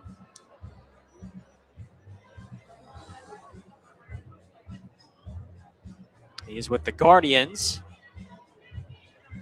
And the other is the San Francisco Giant Grant McCray, who's down in AAA Sacramento right now.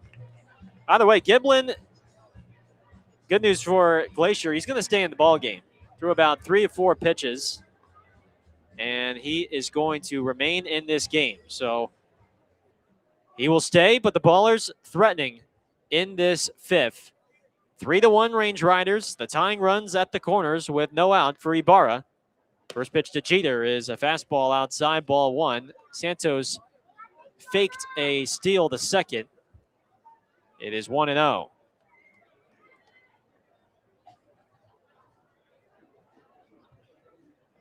On Ibarra. The pitch is a fastball up and away. 2 balls, no strikes.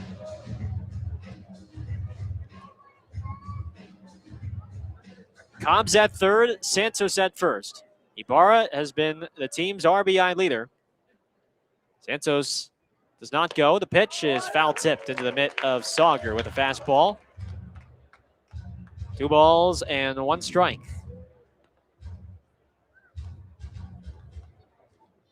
A big opportunity for Oakland here. Down by 2. 2-1. Ibarra late on a fastball. 2-2. The Ballers have led very briefly in this series.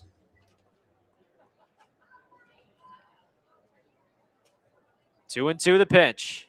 Ibarra swings and misses at a fastball on the outside, and he goes down on strikes. Boy, 2 fastballs, and just didn't seem like Ibarra was looking for them because he was late on both of them. The barrel just lagged behind. That is strikeout number 7 for Giblin. 1 down for Allgaier, and does Aaron Miles put Santos in motion at first base? First pitch, Allgaier takes a fastball on the outside for a strike. Boy, that was quite a generous call. 0-1. Cobb's at third, Santos at first. The pitch is a fastball high, 1-1. Santos feigned to steal the second. He's done that twice now, and that was probably a good decision because that ball was high and away, almost like a pitch out.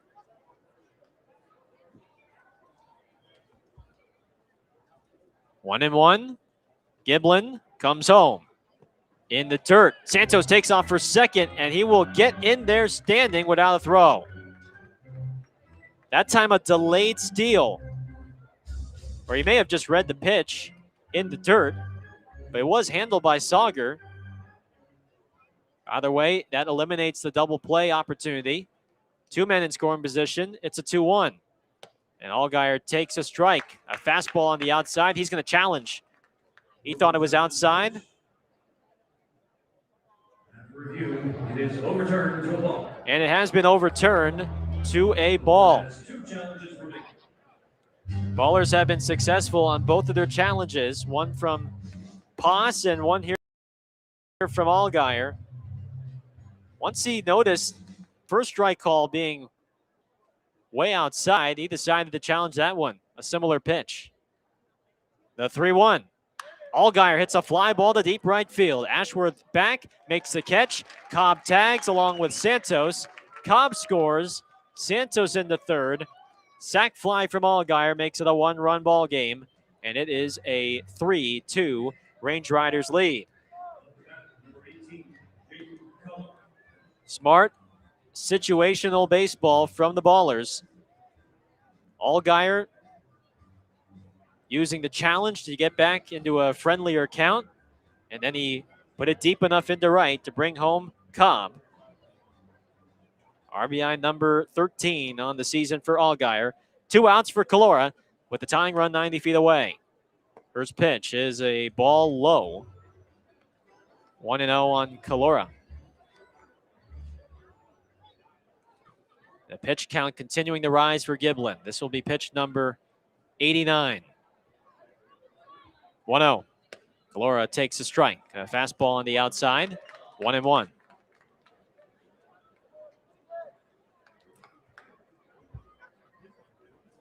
Three to 2 Glacier. Top of the 5th. Giblin, the right-hander, throws. And that is a fastball outside. 2-1.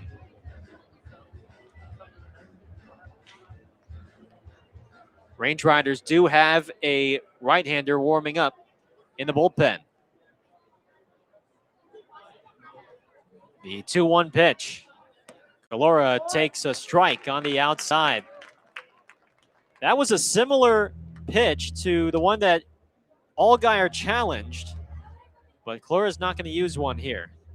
It's 2-2. Noah Blythe on deck for Oakland. 2-2 pitch. Calora fouls it back into the screen. Count remains 2-2. Cobb singled, Santos singled, and then Allgaier brought home Cobb on a sac fly. 2-2 pitch. Calora hits a line drive in the left center field, a base hit. And this game is tied as Santos scores. Jaden Calora, a 2-strike, 2-out single to left center field, evens this game at 3 in the 5th. And that will be it for Jonah Giblin tonight as Todd Pratt, Glacier's manager, is out. He's made the point to left field, and Giblin walks off the mound in disappointment. He had gone through the first 3 innings in superb fashion, but runs into trouble in the 4th and 5th. Gives up the lead. It is a 3-3 ball game with Calora at first and 2 down here in the 5th on Ballers Radio.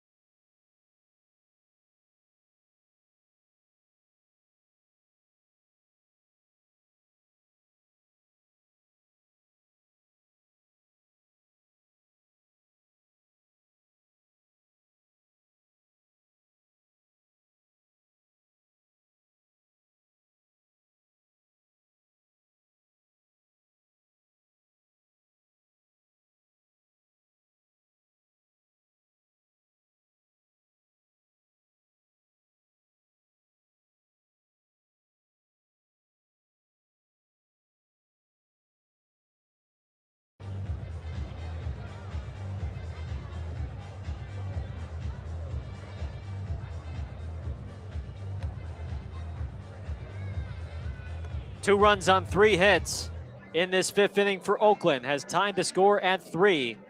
And Jonah Giblin, the starter, has been replaced by Alex Bustamante, the 25-year-old from Tucson. He will look for the final out of this 5th and try and keep it a 3-3 game for the Range Riders. Bustamante, 6'3", 195 pounds. A former a former Yankees farmhand with the Tampa Tarpons. Here's Blythe. First pitch is a breaking ball outside for ball 1. Game-tying RBI single with 2 strikes off the bat of Jaden Calora has knotted the score at 3. Right-on-right matchup, the 1-0 on Blythe. Is low and outside with a breaking ball, 2-0. Giblin's line is not final just yet, but he goes 4 2/3 innings, gives up 3 runs on 6 hits with 2 walks and 7 strikeouts. 2-0 to Blythe. Fastball high and away, 3-0.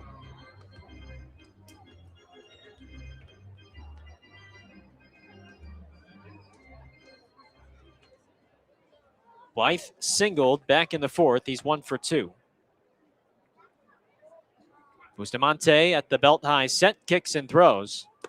And Blythe takes a fastball up and in, ball 4. It's a 4-pitch walk. That puts Calora at second with 2 outs for Davis Druick.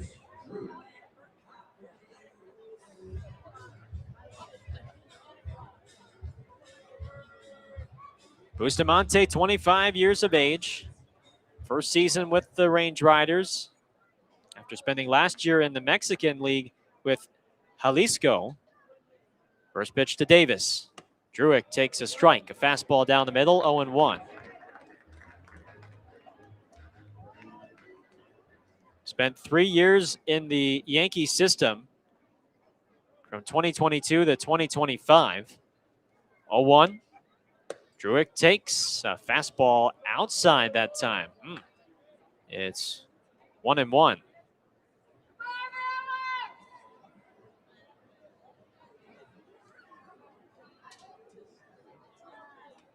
Bustamante looks at second. Calora with his lead, the pitch. Druick taps it foul on the ground towards the Ballers' first base dugout, and it's 1-2. Bustamante battled injuries while as a Yankees minor leaguer. Missed all of 2024 due to injury. 1-2 to Druick. In the dirt, skips past the catcher Sauger, and both runners advance 90 feet. No chance for Sauger to block that breaking ball well in the dirt. That was spiked a good foot and a half in front of the plate. And an easy advance for Calora to third and Blythe to second. The go-ahead runs now in scoring position for Druick. Still looking for his first runs batted in as a 2026 baller. Deuce is wild. 2-2 pitch is a fastball up and away, 3-2.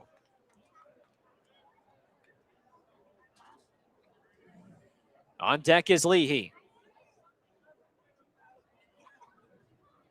Bustamante is set. He kicks. He throws. Druick hits a fly ball foul down the left field line.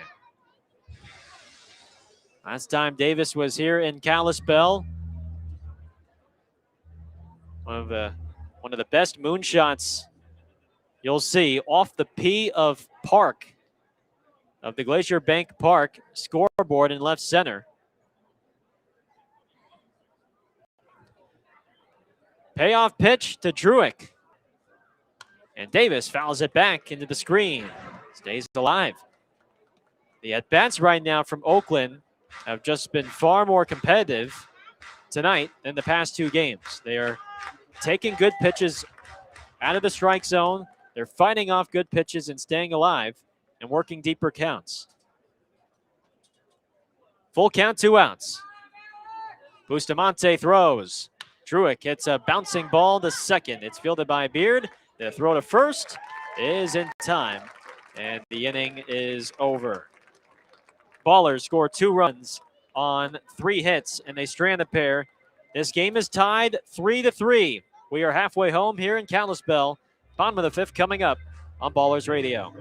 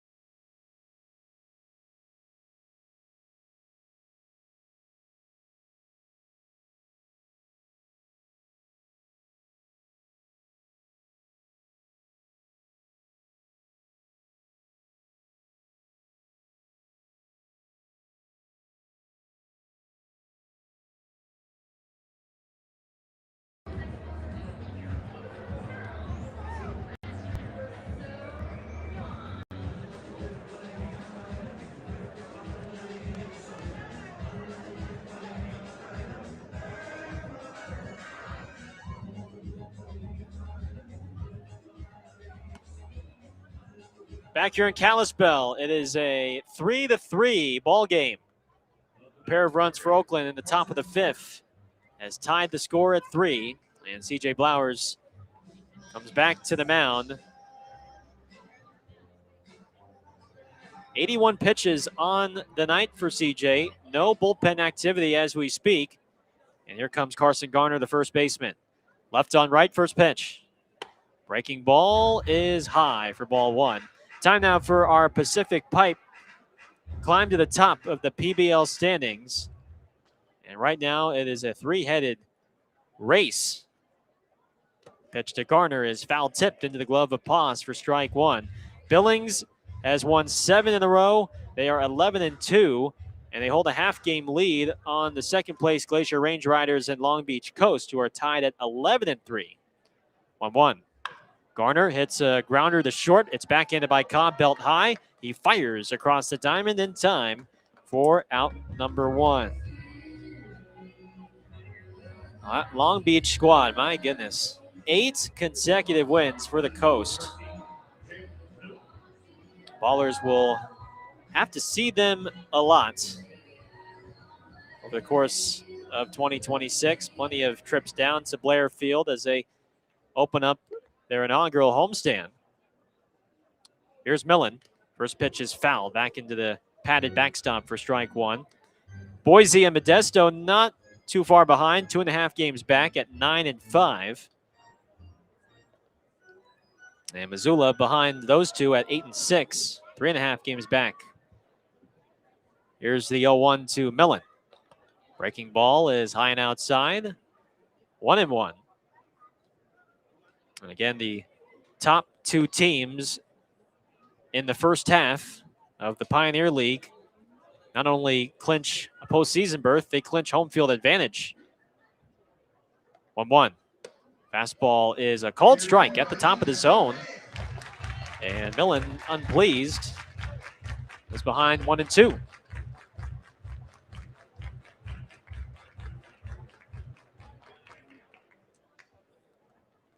Flowers stands on the third base side of the rubber, kicks and throws.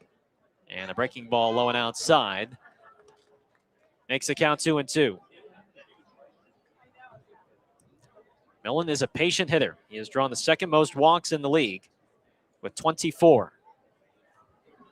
2-2.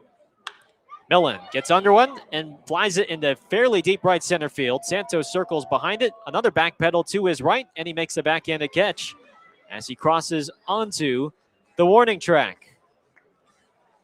CJ Blowers pitching to his game, and that is pitching to contact. 2 down in the 5th for Donovan Radfield.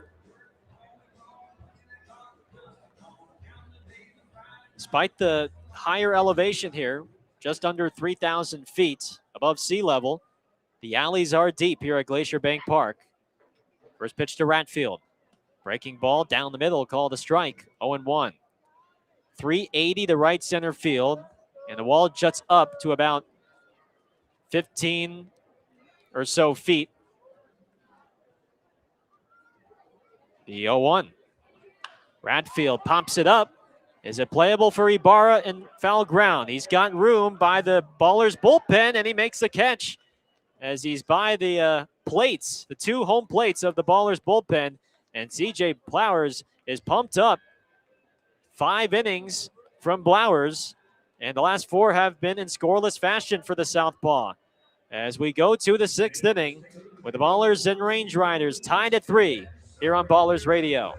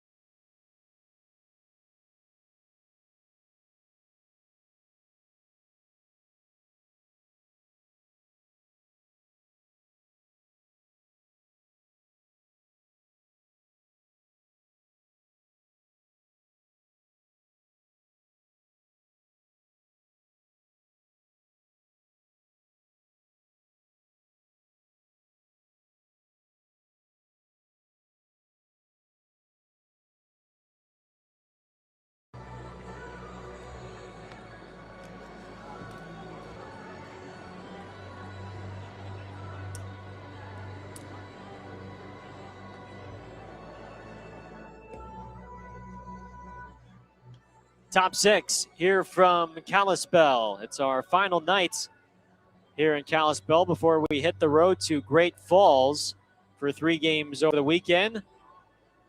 It's been a much better effort from the Ballers.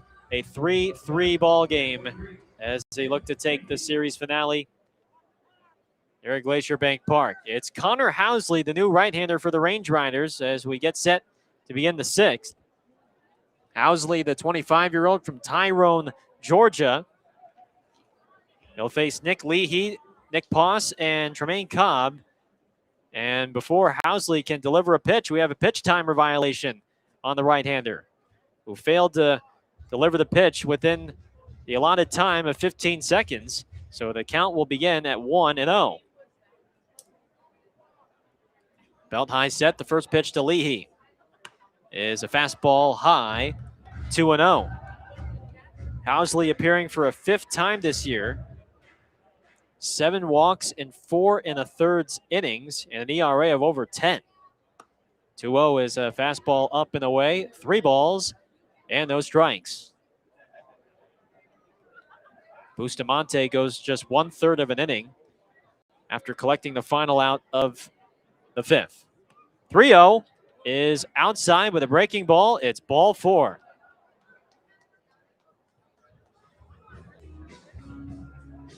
Go-ahead run is at first, and Aaron Miles will use another player off of his bench. TJ McKenzie is going to pinch run for Leahy at first base.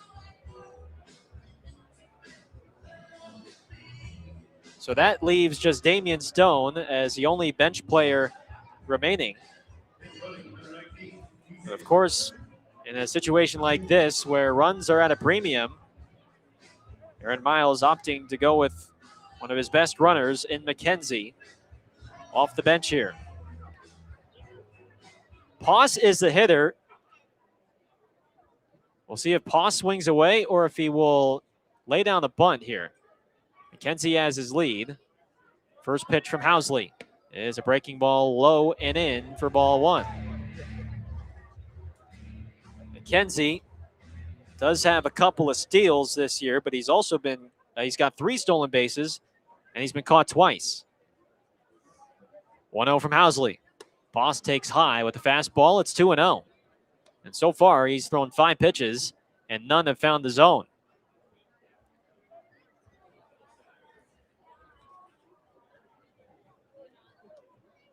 Spin, throw to first. McKenzie dives in safely. This is Housley's 3rd stint with the Range Riders. 4th stint with the Range Riders. Beginning as early as 2023. 2-0. Swing and a miss on the fastball. Challenge. It's 2-1. Was used heavily out of the bullpen in 2023. Then was picked up by the White Sox for a couple seasons. Spin, throw to first. Not in time, and boy, that was awfully close. McKenzie nearly picked. His foot got stuck in the turf momentarily, but anyway, that's the second disengagement used by Housley. 2-1 on Poss.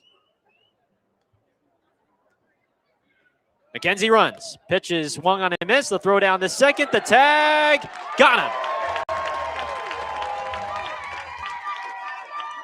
A perfect throw from Sauger behind the plate. Hip high to the second baseman Beard, and they applied the tag on the sliding McKenzie. And there's one down. Looked like a hit and run, and Poss just couldn't quite put the ball in play. Foul tipped into the glove of the catcher. 2-2 pitch. Swing and a miss, strike 3. So that changes the whole complexion of the inning from having a man on at first. The caught stealing at second. Now the strikeout, 2 quick outs for Housley. And here comes Tremaine Cobb. Housley reached as high as Single-A Kannapolis with the White Sox before then being released last year and then rejoining the Range Riders as he fires in a strike to Cobb, 0-1.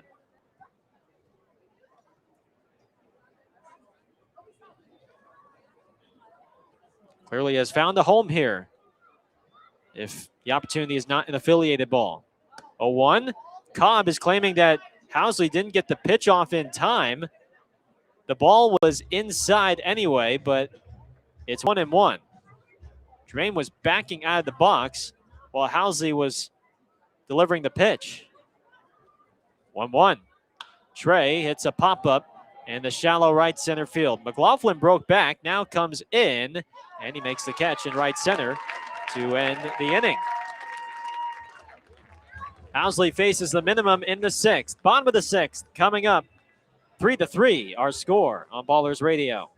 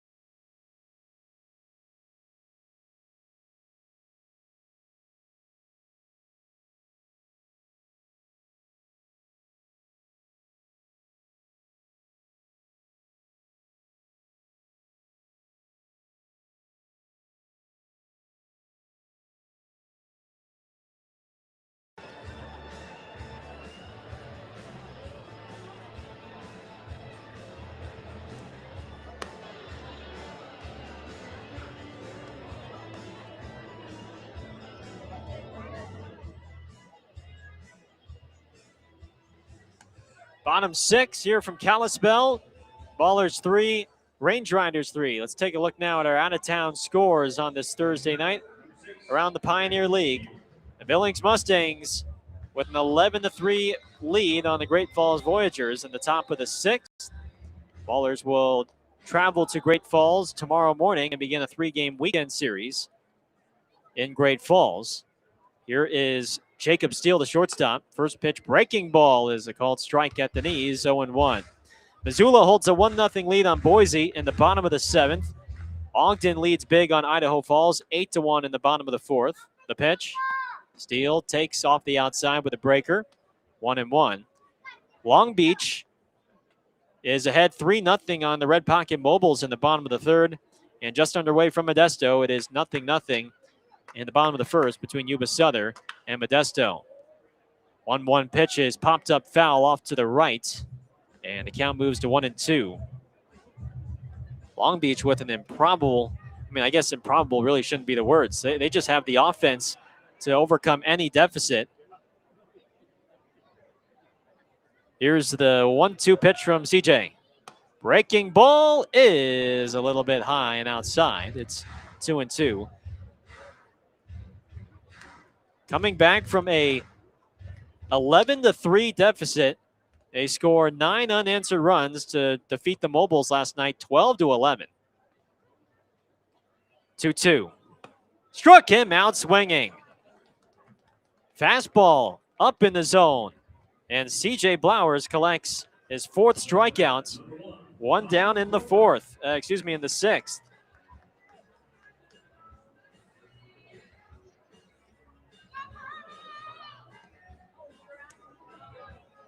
Here's Tommy Rover, the 3rd baseman.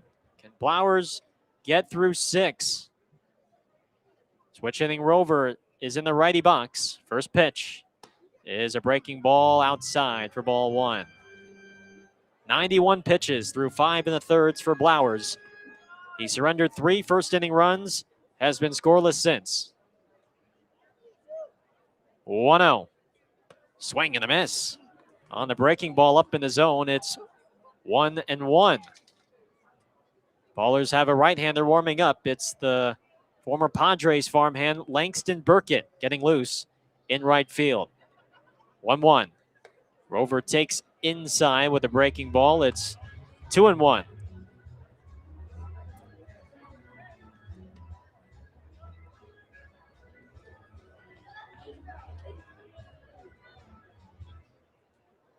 Ballers 3, Range Riders 3. 1 out, 6th inning. CJ stares into the glove of Poss. Gets the sign. Now comes home. And Rover hits a fly ball to deep left center. That ball is back, and that ball is gone.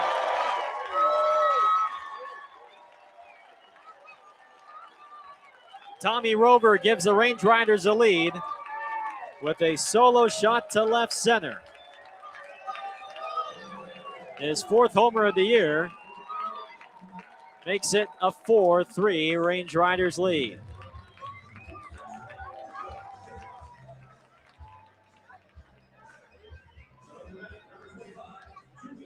A fastball right down the pipe, and he barreled it up and drove it 400 feet to left center. Here is Sauger, who takes a strike down the middle. It's 0-1.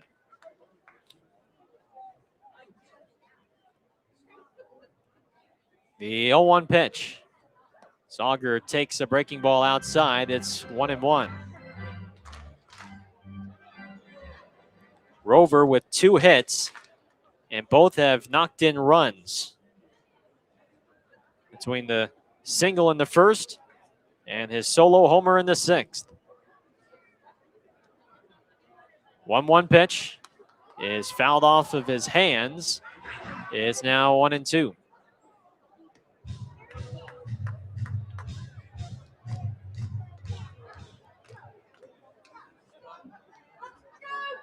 Flowers nods, winds, and deals. Sauger hits a sharp ground ball in the center for a base hit. That was a fastball middle away, and it was driven past the mound and just behind the second base bag. Back-to-back hits. What is Aaron Miles thinking here? Poss is going to go out to chat with Blowers. We will get a pinch runner here for Sauger. It'll be Drew Collins to run for Sauger at first base.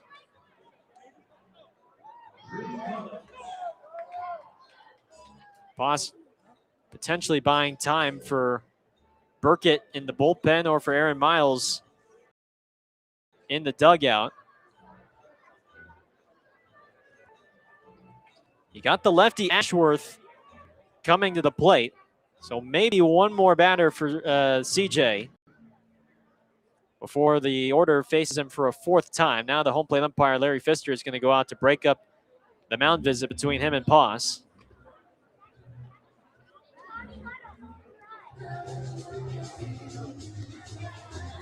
Burkett appears to be ready. He's just tossing a few more pitches out and right, but he's been warming up for a good couple of minutes. 1 out, Ashworth at bat, left on left. Collins, the runner, now at first base. A look at first, CJ comes home. And he hits Ashworth up and in with the fastball. Got him up and in by the shoulder. And Aaron Miles is coming out to the mound. Makes the point to right field. That will be it for CJ Blowers. Hands the ball to Aaron.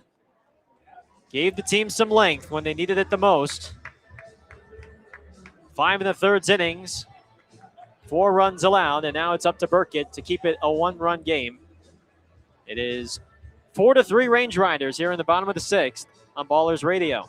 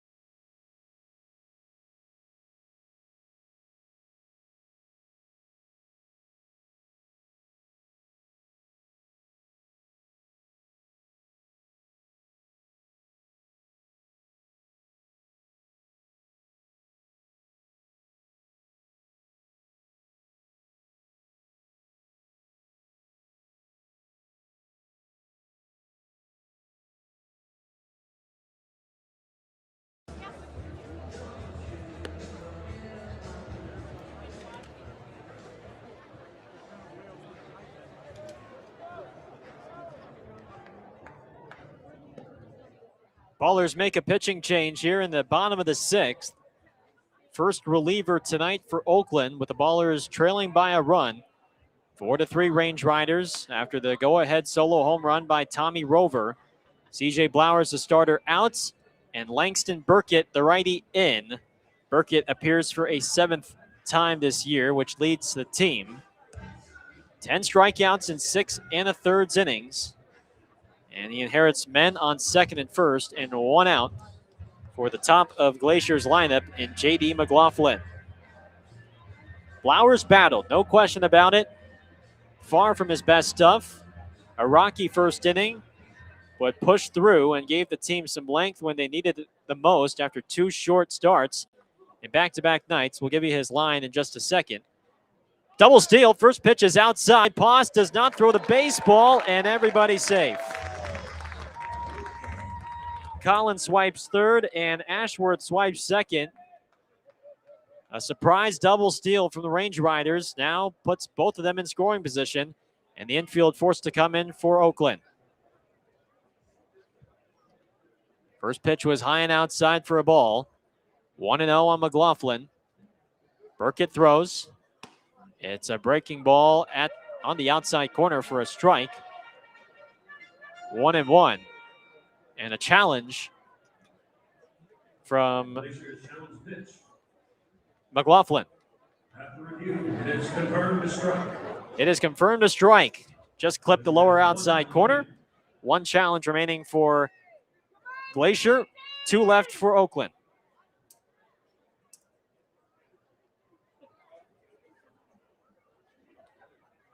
On 1. In the dirt, goes to the backstop. Poss gets it. Underhands to Burkett. The tag, the slide. He is safe. Burkett tumbling to the turf. A somersault as he came in, received the throw from Poss and tried to slap the tag on Collins, who dashed for home, but it was just too late. And the wild pitch makes it now a 5-3 Range Riders lead.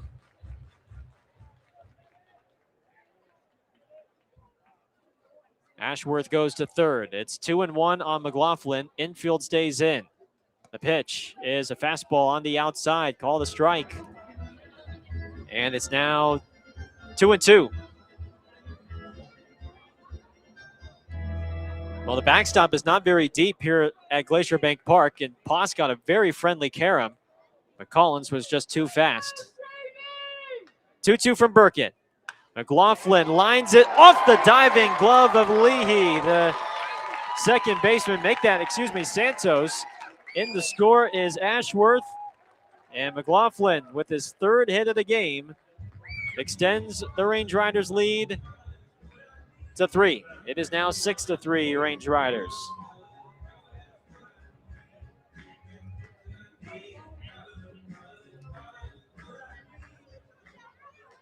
There was a defensive substitution that I missed. Santos moving from right to second. Here's Beard, who takes a fastball on the outside for a strike. Santos moves from right to second. Blythe moves from left to right. A 1 is a strike. With the fastball, it's 0-2. McKenzie stays in the ball game. He's now in center. And Davis Druick moves from center to left. 0-2 coming to Beard. Swing and a miss, strike 3. 3 straight fastballs from Burkett. And there's 2 down for Garner. Number 8, Carson Garner. Blowers' line is now final. 5 1/3 innings from the lefty, 6 runs allowed on 9 hits with 3 walks and 4 strikeouts on 110 pitches. Here's Garner. Runner goes. Pitch is high. Poss's throw down to second. The tag. Santos can't handle the bounce. And it's a stolen base for J.D. McLaughlin. His 4th of the season. First pitch was a strike. It is 0-1. Not a bad throw from Poss, but Santos had to back up on the short hop. And he couldn't quite handle the bounce and apply the tag in time. The pitch is a ball low. 1 ball and 1 strike.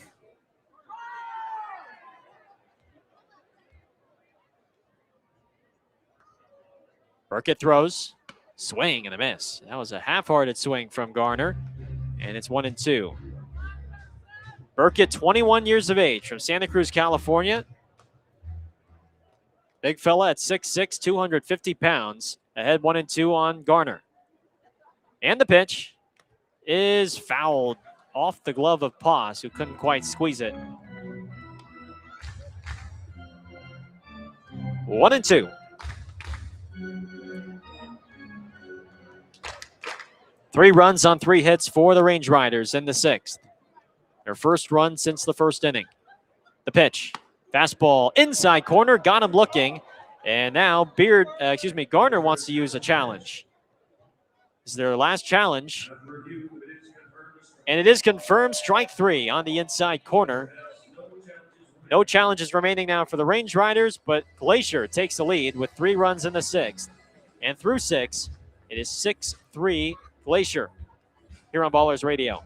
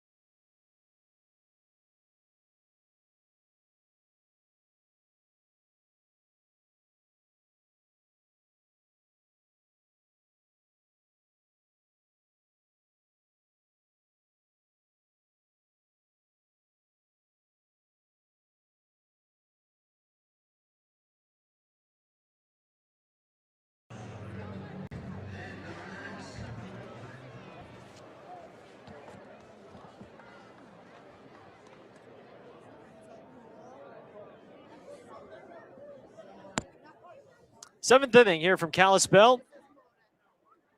Ballers down by 3 after a 3-run 6th inning for the Range Riders. New lefty for Glacier. It's the 25-year-old Jacob Hasty, and now there's looks like a pitch comm issue between Hasty and Ullman.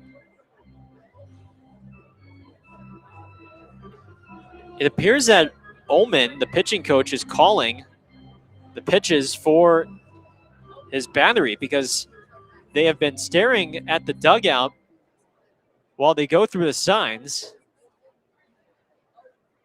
before they eventually settle on the pitch. That's what it seems like.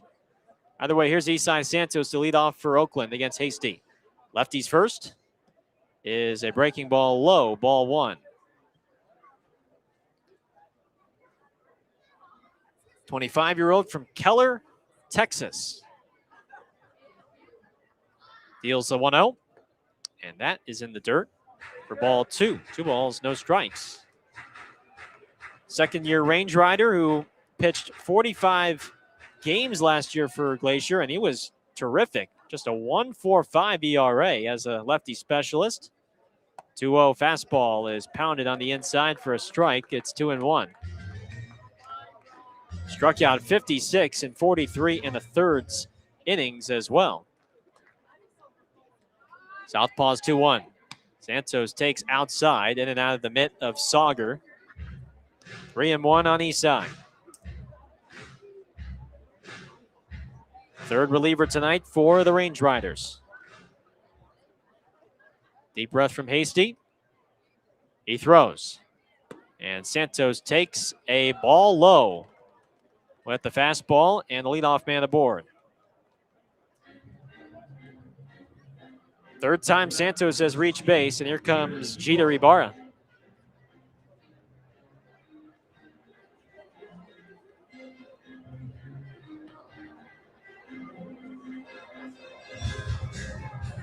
Ibarra's been quiet in this series, just 1 for 11. First pitch. Fastball is low, ball 1.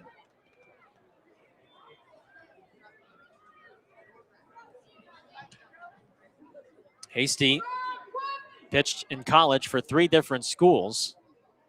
1-0. Ibarra takes downstairs. 2 balls, no strikes. Spent 3 years at LSU. Won a championship with the Tigers. Then a year at Mizzou before closing out his career at Texas Arlington.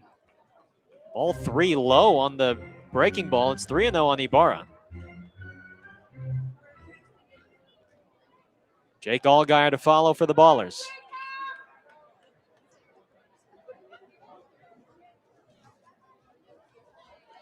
Hasty is set. And the left-hander deals a 3-0. Not close. In the dirt, ball 4.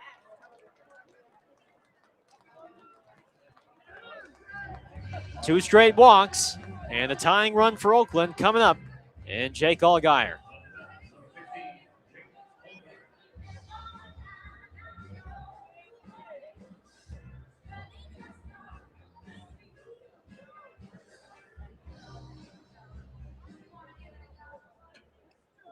Allgaier tonight has driven in the run via a sac fly. First pitch. Fastball outside corner, called a strike. 0-1.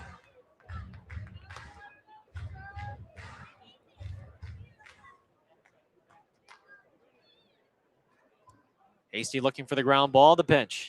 Allgaier flips it in the shallow right field. Down the line, Ashworth slides. He made the catch as he crosses over in the foul territory. What a play. A sliding catch down the right field line by Kyle Ashworth robs extra bases from Jake Allgaier and possibly 2 runs. I mean, there was nobody there to back him up. And that ball is going certainly all the way to the wall in right field and into the corner. Here's Jaden Calora now. Left on left. First pitch, fastball down the middle, strike 1. The defense from Glacier has been superb in this series. 0-1. Calora, check swing on the breaking ball. He did not go. 1-1. Now the appeal, and third base umpire Rob Minter says no swing.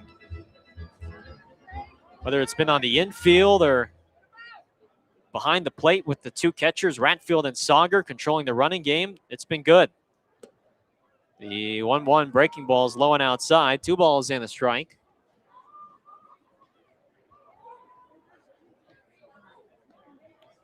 Calora is 2 for 3 with an RBI single in the 5th. That tied the game at 3 at the time.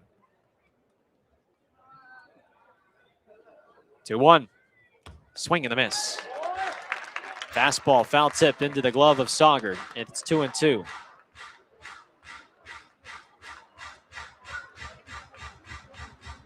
Calora will use time. Bright yellow batting gloves, a bright yellow arm sleeve on his right arm. 2-2 pitch from Hasty. Calora strikes out swinging on the breaking ball, low and outside.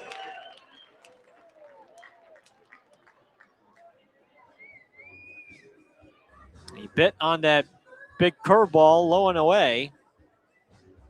2 down for Blythe. Top 7. Range Riders 6. Ballers 3.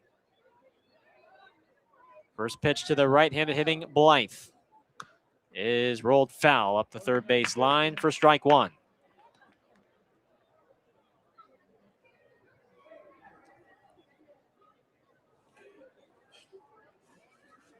Noah is 1 for 2 with a single in the fourth and a walk in the fifth. 0-1 in the dirt and inside, 1 ball, 1 strike. Range Riders will continue their homestand with a 3-game series versus Missoula. 1-1. Blythe takes low and in. 2 balls and a strike. Ballers will drive to Great Falls tomorrow morning. That is about a 4-hour drive east of Kalispell. 2-1 to Blythe. In the dirt. Nice scoop by Sauger. And it's 3-1.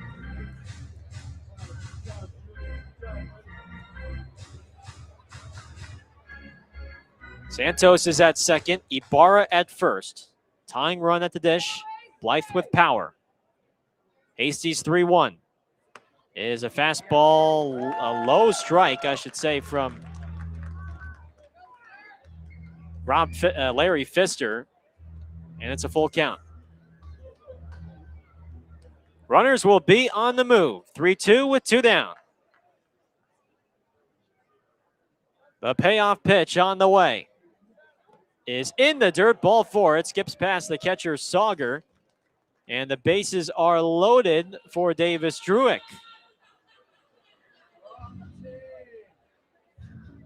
Three walks issued by Hasty in this frame. And Will Ullman, the pitching coach for Glacier, wants to talk. Well, while we have a minute, why don't we take a look at some scores around Major League Baseball on this Thursday night. Giants playing the Brewers earlier today from American Family Fields, and it's a 12-9 victory for the Giants over Milwaukee. 12 runs on 20 hits for the Giants. Cubs walk off the A's in heartbreaking fashion. A's were up by 3 heading into the bottom of the ninth, and the Cubs score 4 to win it 7-6. Yankees beat the Guardians 2-1. Blue Jays defeated the Braves 7-2. And the Phillies took down the Padres earlier today 6-4. We'll give you some more scores later. But meanwhile, a big spot in this ball game. Tying runs on base. The bases are loaded for Davis Druick.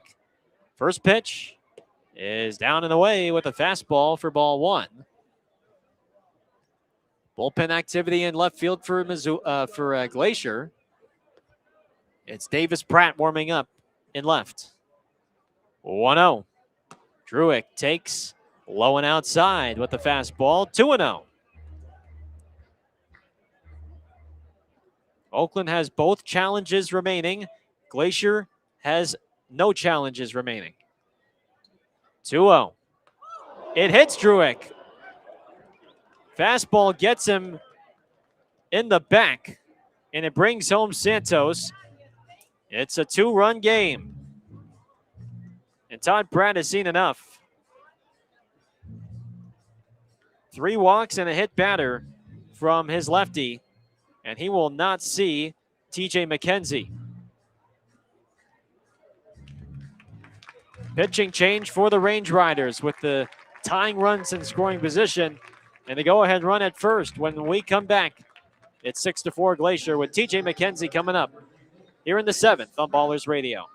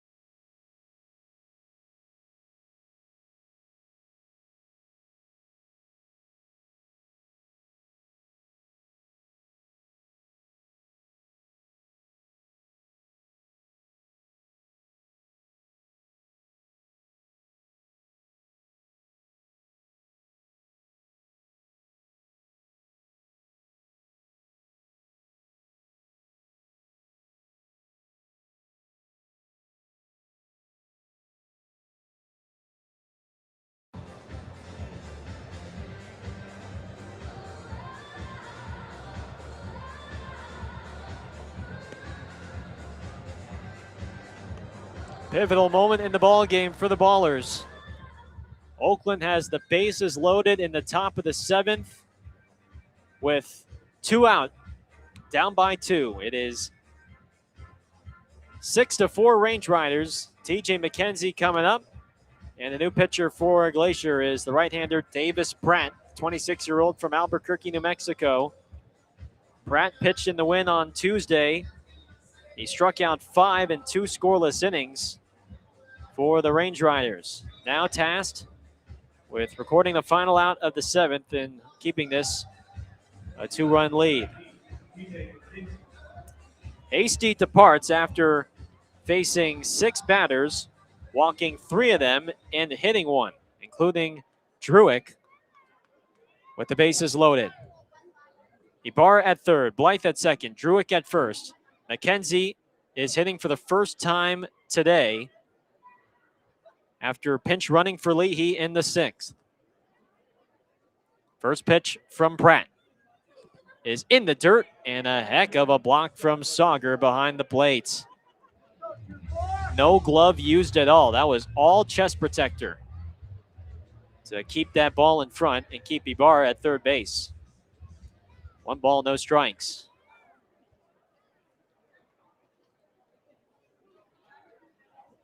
One-0. McKenzie fouls it back on a fastball. 1-1. DJ hitting .280. 5 home runs, 11 runs batted in. Yesterday went 1 for 4. A 1-1 pitch on the way. Is a breaking ball in the dirt. 2-1 on McKenzie.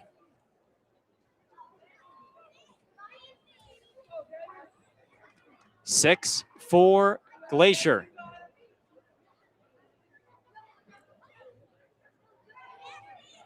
Two-one pitch. Low and outside with a fastball. It's 3-1. TJ ought to get a juicy pitch to hit here.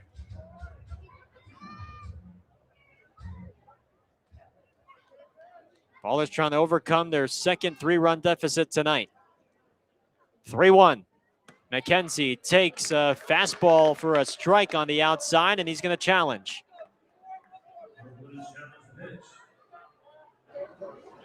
After review, the pitch is overturned to a ball.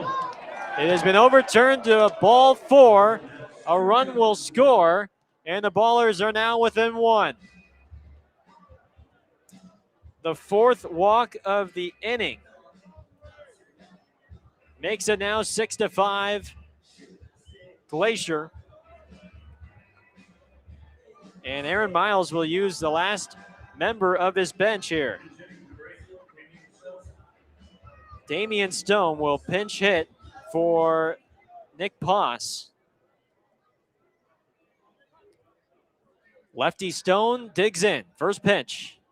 Damian takes a fastball down the middle for a strike, 0-1. The tying run at third, the go-ahead run at second. Pratt at the belt high set, throws. And Stone leaves a fastball outside for ball 1.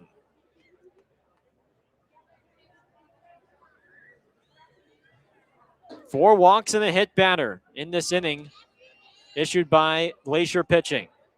1-1. Stone hits a fly ball, foul down the left field line. It's now 1-2.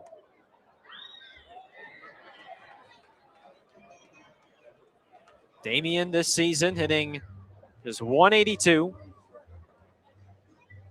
4 of his 8 hits have gone for extra bases, including 2 homers. Pratt's 1-2. Stone hits a ground ball to short, deep in the hole. Steele has no play, and this game is tied. Blythe scores. Druick to third, McKenzie to second. It's a game-tying infield RBI single from Damian Stone, and we are knotted up at 6 here in the 7th.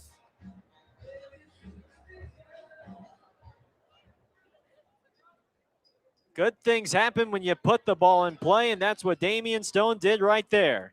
Here's Tremaine Cobb. First pitch to Trey is a breaking ball outside, ball 1. Shortstop Steele was shaded up the middle. The ball was hit towards the hole on the left side. He backhanded it and realized he was not going to have enough time to get Stone at first. 1-0. Cobb hits a high fly ball to deep right center field. Ashworth is back, still going back. He can't make the catch. Bounces off the wall. 2-run score. Here comes Stone. It's a bases clearing double for Tremaine Cobb. And the Ballers, for the first time tonight, have the lead. 9-6 Oakland as Tremaine Cobb clears the bases with a double off the wall in right center.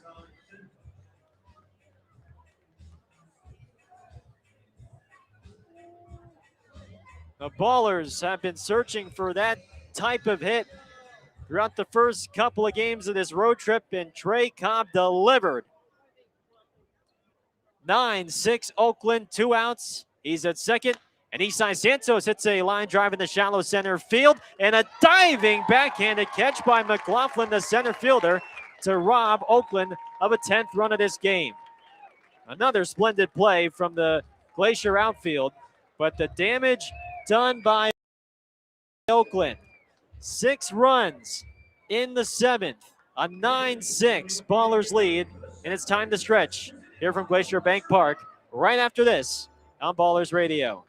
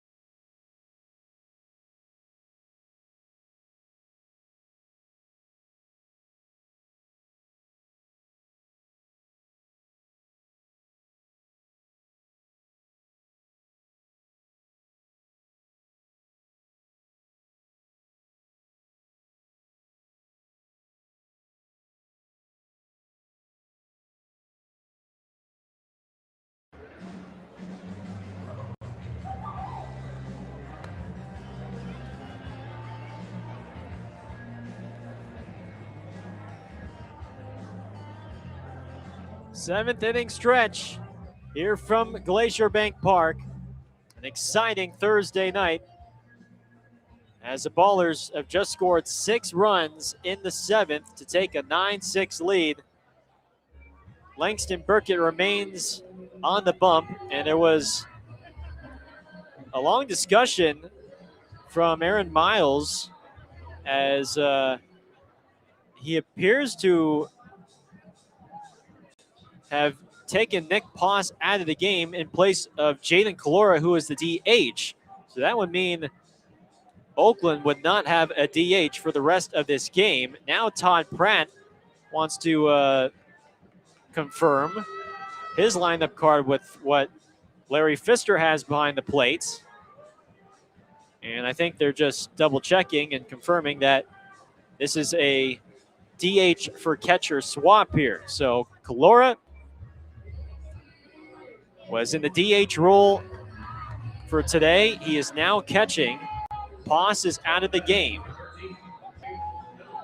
And that will make Poss's spot in the lineup the pitcher's spot.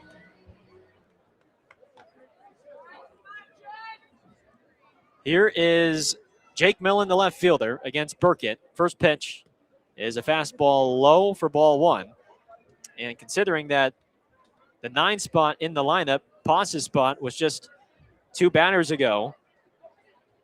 Aaron Miles is opting for Calora behind the dish for the remainder of this game. 1-0. Fastball is inside, 2-0 on Millen.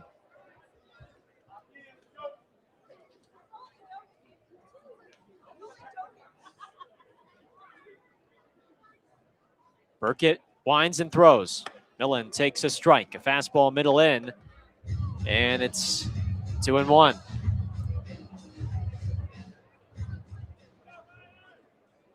According to the final 2 outs of the 7th, we have a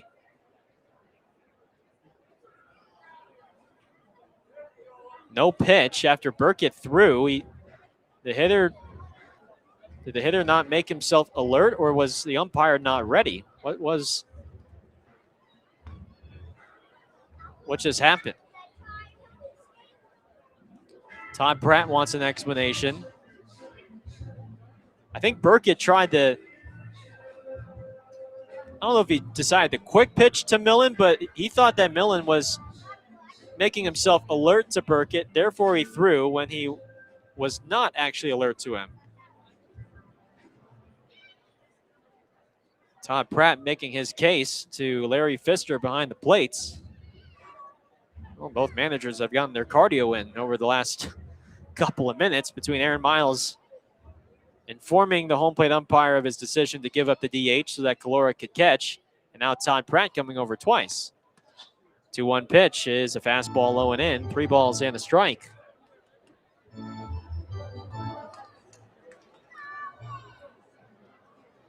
Burkett winds, 3-1. Millen breaks his bat, bloops in the shallow right field. Blythe coming in, and he did not make the catch. He trapped it out in right center. And it's a leadoff single for Millen here in the 7th.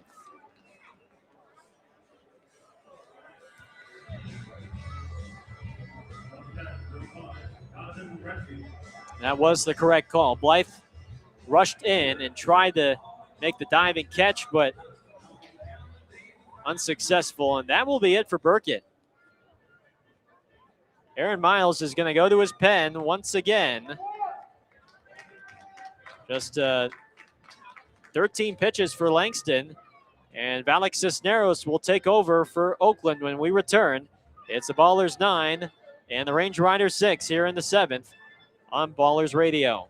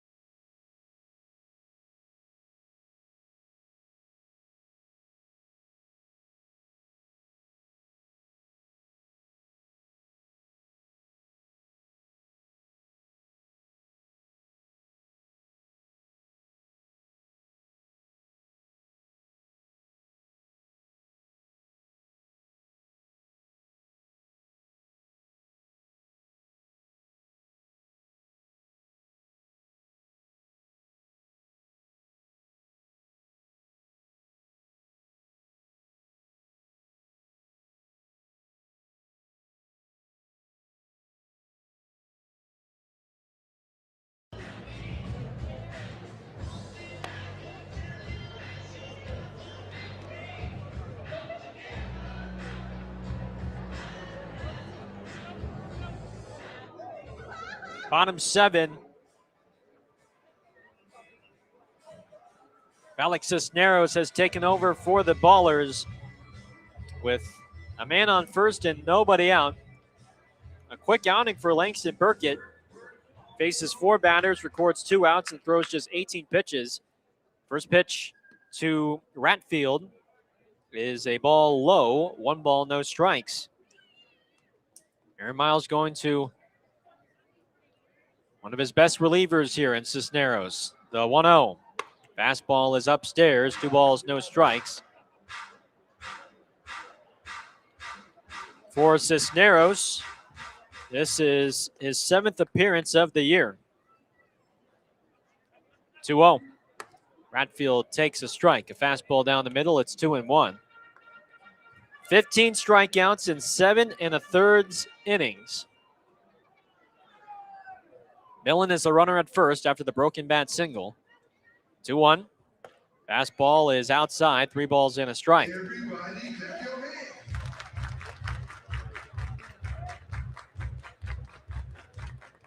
Second reliever tonight for Oakland. The 3-1. Fastball is inside for ball 4. And the tying run comes up to the plate in Jacob Steele.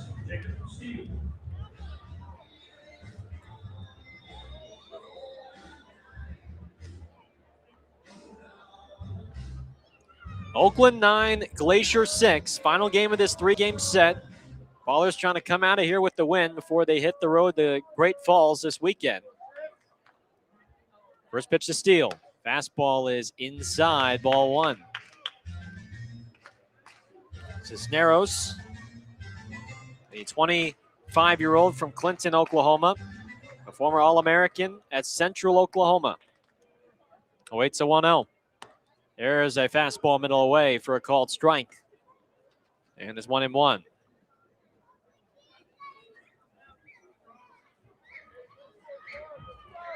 Six runs, 10 hits, no errors for the Range Riders today. 1-1. Steele takes high with a fastball. It's 2-1. Oakland 9 runs on 9 hits, no errors. Tying run at the dish for Glacier with nobody out in the 7th. 2-1. Steele hits a ground ball to third. Sliding stop, Allgaier throws to second for 1. Santos has turned to first. Got them both. That's a double play. Jake Allgaier starts it at third. A sliding stop to his left to Santos at second for 1. And then the turn to Ibarra at first for a crucial double play. 2 outs as Millen advanced to third on that ground ball.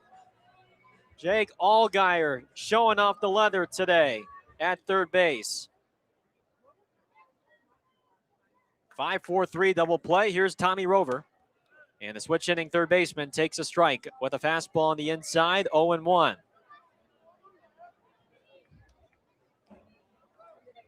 I thought they would just get the lead out at second. 0-1. Swing and a miss on a fastball low. It's 0-2. But Santos with a quick turn. And, of course, just able to get rid of it quickly. No balls, 2 strikes. Cisneros delivers. And Rover fouls it back into the padded backstop. Still 0-2.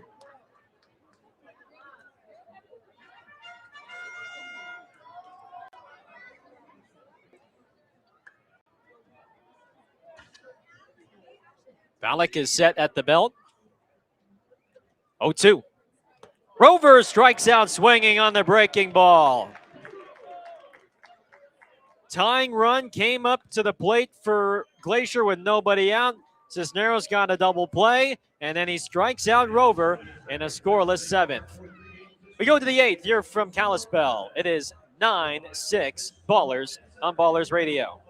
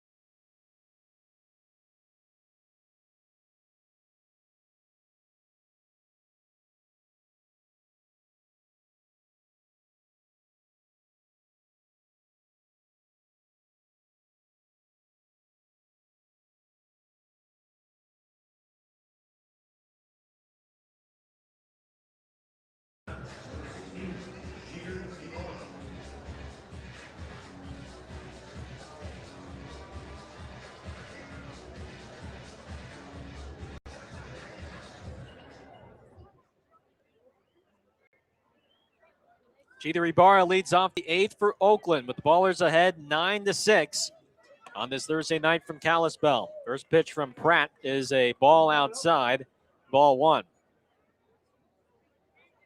Ibarra, Allgaier, and Calora, 3, 4, and 5 bats queued up against Pratt.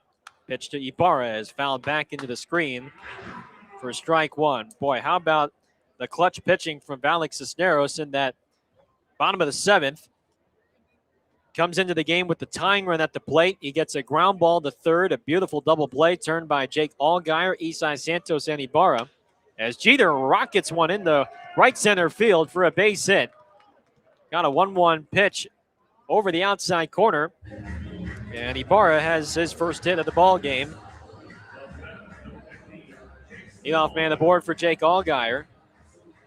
And gets around the horn double play before then striking out Rover to end the inning.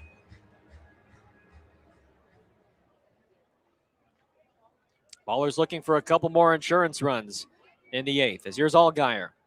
First pitch to Jake is a fastball on the outside for a strike, 0-1.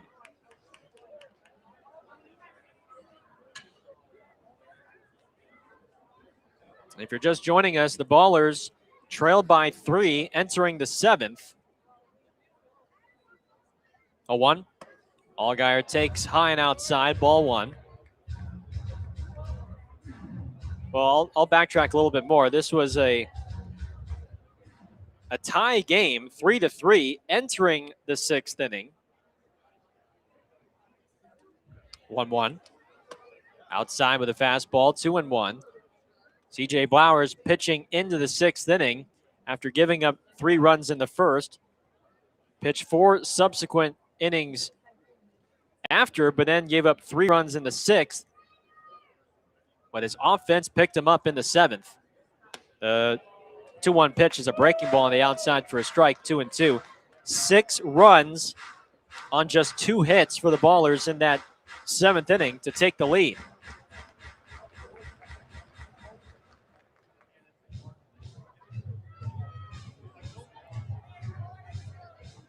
Damian Stone tied up the score with a pinch hit, infield single to left to the shortstop. 2-2. Allgaier taps it. That is a fair ball picked up by the catcher, Sauger. His throw to first is dug out nicely at first base by Garner on the swinging bunt up the third base line. That was just about 6 or so feet in front of the plate.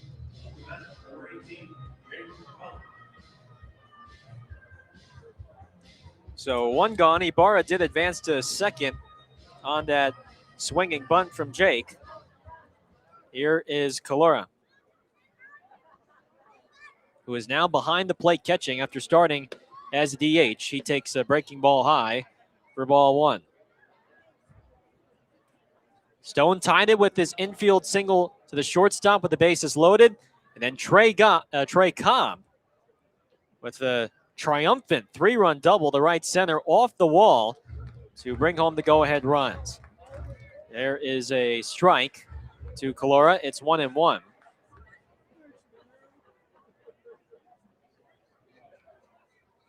One pitch. Calora takes a fastball outside. It's 2-1.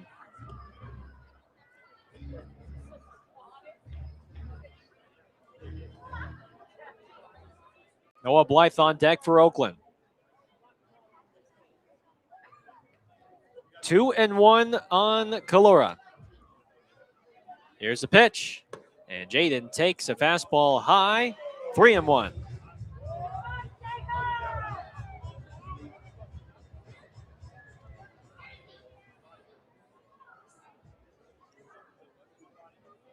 Two for 4 with an RBI single in the 5th. 3-1 is fouled off to the left over our heads here in the press box and out of play. 3-2.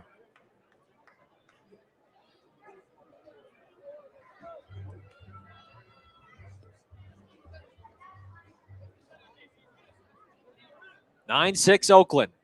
8th inning. Ibarra at second, 1 down. Payoff pitch.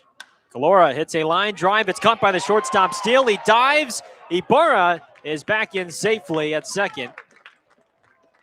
Luckily, the second baseman, Beard, was not near the bag, and so Steele had to do it himself. He caught the line drive. Ibarra took a shuffle towards third before hustling back, both of them diving into second simultaneously, but Ibarra got his hand in there first before the tag could be applied. 2 outs for Noah Blythe. First pitch to the righty. Noah hits a sharp line drive in the right center field. That's down for a base hit. Ibarra rounds third. He will score without a throw. And the Ballers have dropped 10 runs on this Thursday night. RBI single to right center for Noah Blythe. Makes it now 10-6 Oakland.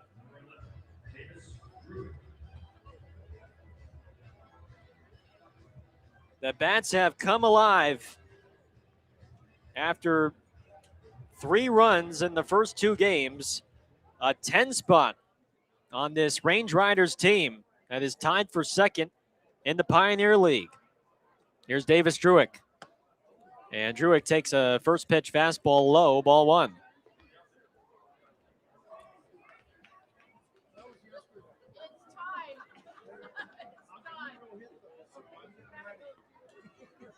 One and 0 on Druick. The pitch is bounced to first. First baseman Garner fields it in between first and second, and he steps on the bag to end the inning. Ballers get another run, a 2-out single from Noah Blythe. Makes it now 10-6 as we head to the bottom of the 8th here on Ballers Radio.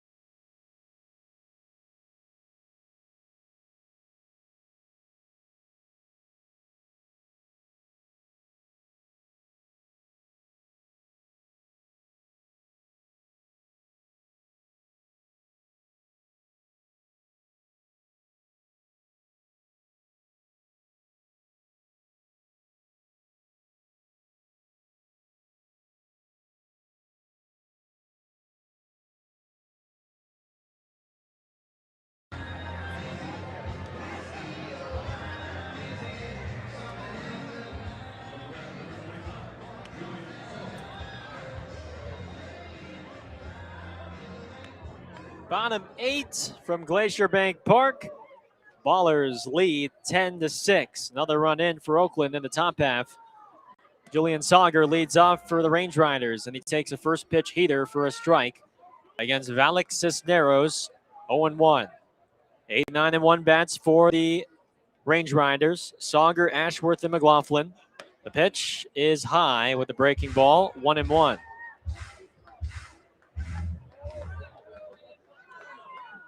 Sauger is 1 for 3 with a single in the 6th.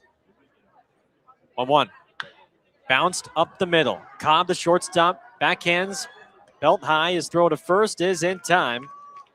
And there's one away.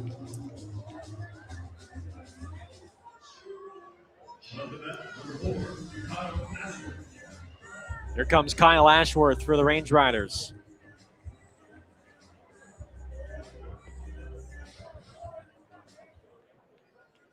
Cisneros, who pitched 2 seasons at the junior college level at Eastern Oklahoma State, pours in a strike with a fastball on the outside, 0-1, before transferring to Central Oklahoma for his final 3 years And he was one of the best closers in the conference. Central Oklahoma Division II school. 0-1. Fastball outside, 1-1. The MIAA Conference, as it's called. He is the all-time saves records holder, as well as Central Oklahoma's all-time saves holder with 31. The pitch is just off the plate outside with a breaking ball. 2-1. First full professional season for Cisneros. And the 2-1. Bounced up the middle. Cobb stays busy. He's got it from second base. He throws out Ashworth. And there's 2 down.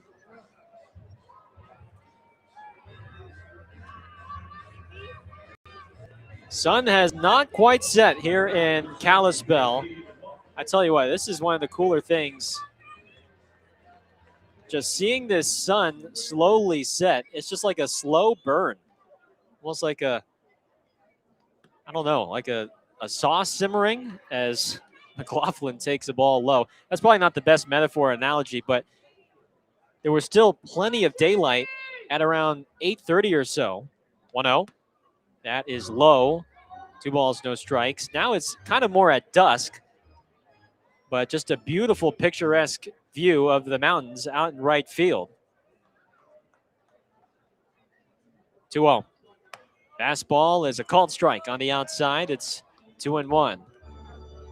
Of Doris Mountain out in the distance. Certainly going to miss his view up here in Kalispell. This is the one and only series meeting between these two sides. Here's a foul back into the screen by McLaughlin. It's now 2-2. Our one and only trip to Montana this season. 3 games this weekend coming up in Great Falls, and then 6 in Missoula next week. 2-2 is lined sharply in the right. Blythe froze, now reaches up, makes the catch, and the inning is over. Cisneros pitches an inning and 2/3 scoreless of relief. On to the 9th. It is a 10-6 Oakland lead here on Ballers Radio.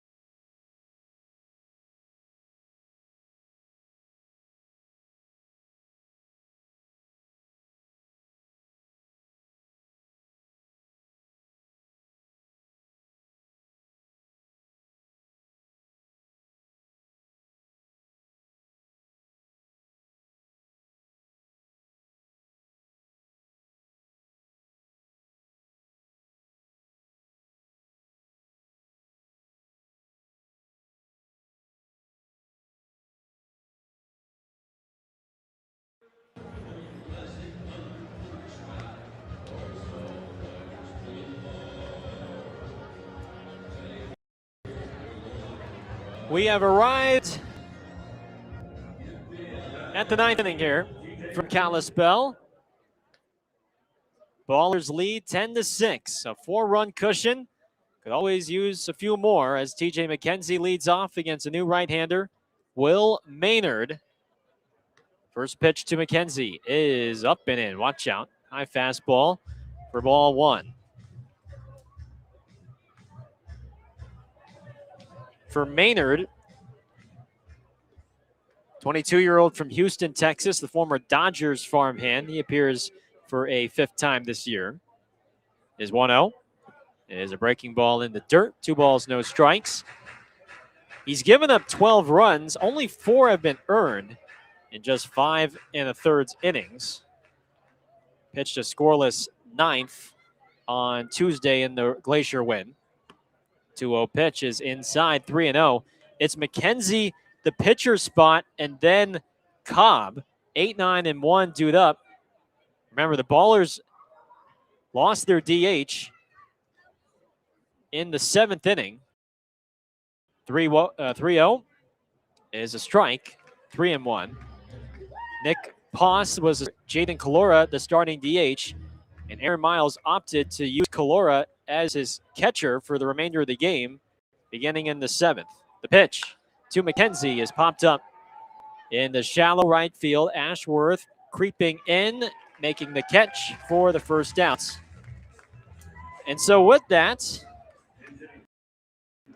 we get to see Ballers right-handed reliever Matt Lozovoy pick up a bat and take a hack here.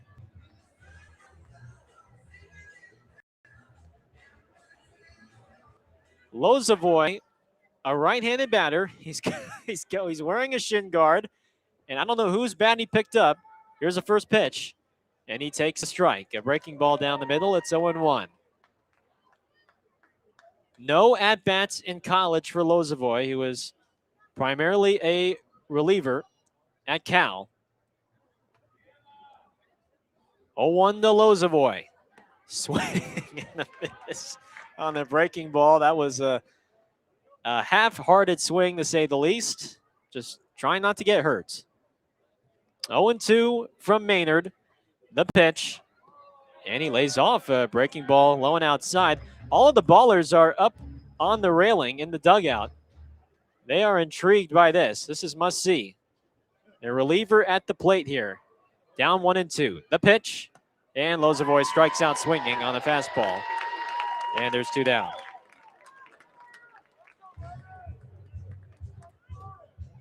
I think there were two non-negotiables in that at-bat from Lozovoy. Number 1, do not get hurt. And number 2, please do not break my bat. Whoever's bat that was. Might have been Cam Buford's. Here's Trey Cobb. Base is empty, 2 down. First pitch is cut on and missed. A fastball up in the zone. 0-1. So, even though Lozovoy struck out, he did accomplish both things. He did not get hurt, did not get hit by a pitch, and he did not break a bat. 0-1. That is a called strike on the outside corner. It's 0-2.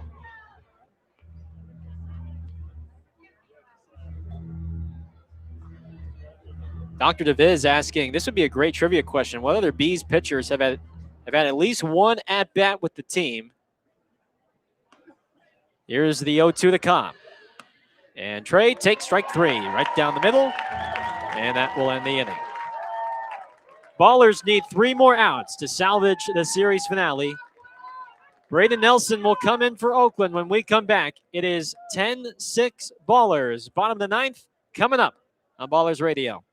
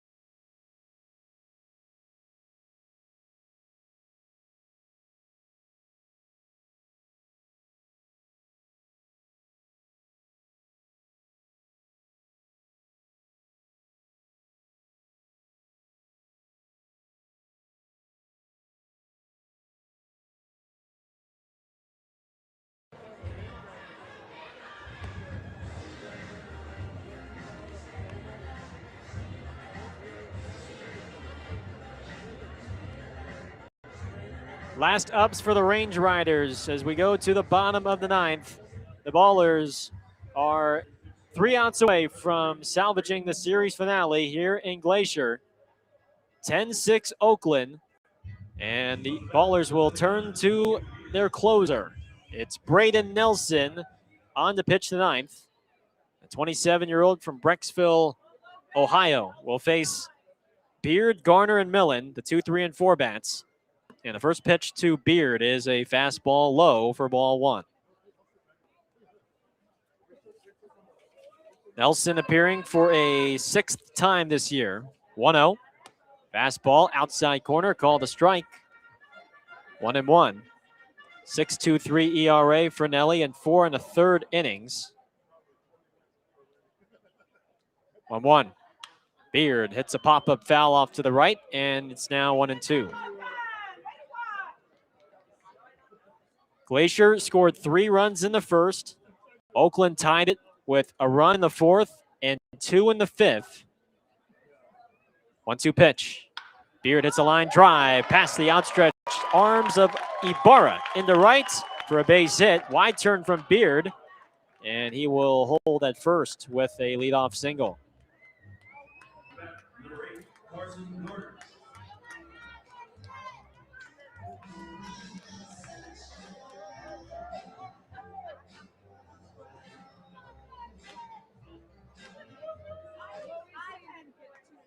Here is Garner behind the dish. First pitch. He takes a strike. A fastball down the middle. It's 0-1. Tied 3-3 after 5. Then Glacier scored 3 runs in the bottom of the 6th to take a 6-3 lead. 0-1. Garner takes a breaking ball outside. It's 1 ball, 1 strike. But Oakland struck for 6 runs in the 7th on just 2 hits. Uncharacteristic walks and a hit by pitch from the Range Riders staff. And a 3-run double, go-ahead double by Jermaine Cobb, put Oakland ahead 9-6. Ball 2 is inside. It's 2-1 on Garner. Here's a pitch from Nelson. There's a strike. Beautiful fastball on the lower outside corner. It's 2-2. Garner's 1 for 4 today with the first inning single.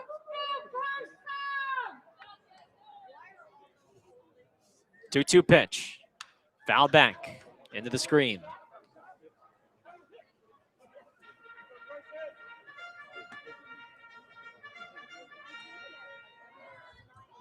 Oakland will depart for Great Falls tomorrow morning. 2-2 pitch is hit on the ground and in the right field for a base hit. Beard to second. Back-to-back singles from Beard and Garner. And the tying run is coming to the plate in Jake Millen. Buckle up, folks. Jim Diedrich, the pitching coach, is walking out to talk with Nelson and Calora. Well, if there's a guy on this squad for Glacier who could tie it up with a swing, it would be Jake Millen. Leads the team with 4 home runs. And last year at Florida Atlantic, he set new career highs in home runs with the Owls. And we did see him homer on Tuesday off of Jake Turk in the 6th.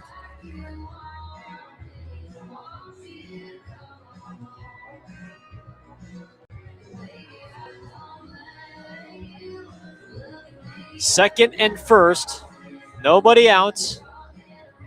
Tying run at the plate for the Range Riders.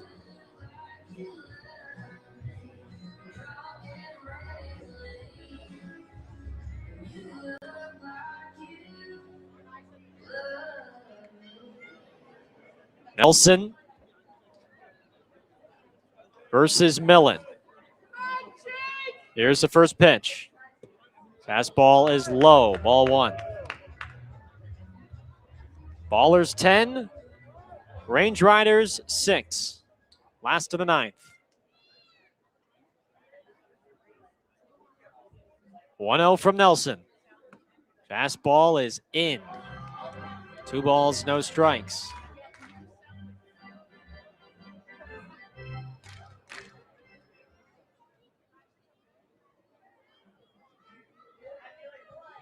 Two 2-0 pitch. Fastball low. 3 balls, no strikes. You do not. Here's the 3-0. And there's a strike. Fastball down the middle. It's 3-1.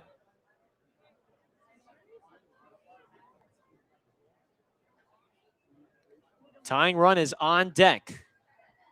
3-1 pitch to Millen. Fastball is low, ball 4, and now the tying run comes to the plate.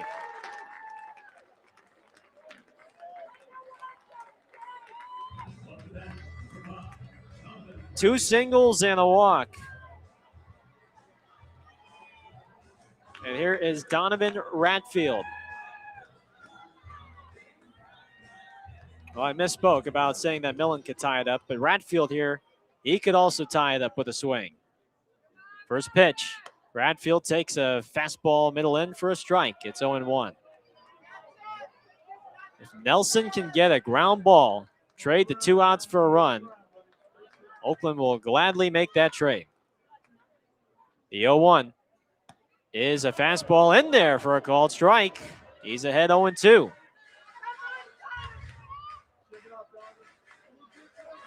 Ballers 10, Range Riders 6. Bases loaded, nobody outs.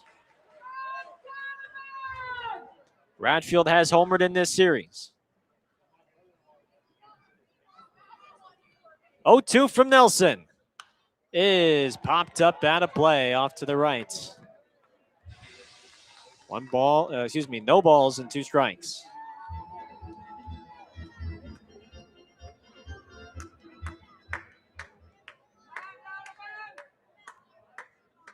Infield is back, playing double play depth. 0-2. Ratfield strikes out swinging. Nelson pulled the string with a breaking ball and a critical first out. 1 down for Jacob Steele. Nelson can exhale momentarily. Steele has driven in a pair with the first inning 2-run single, 1 for 4 tonight. Opening offering. Slider is low and outside for ball 1. The Ballers still have both their challenges remaining. Glacier with no challenges remaining. 1-0. Fastball is in there, middle in for a called strike. 1-1. Second year with the Ballers for Nelson. He was with the Long Island Ducks last year in the Atlantic League. 1-1. High fly ball hit to deep right center. Blythe is on the run, can't make the catch. Beard scores, Garner scores. Millen to third, and the tying run is at second base as Jacob Steele brings home 2. It's now 10-8 Ballers with 1 out in the 9th. Noah Blythe almost had it, but it was in and out of his mitt in the right center field gap.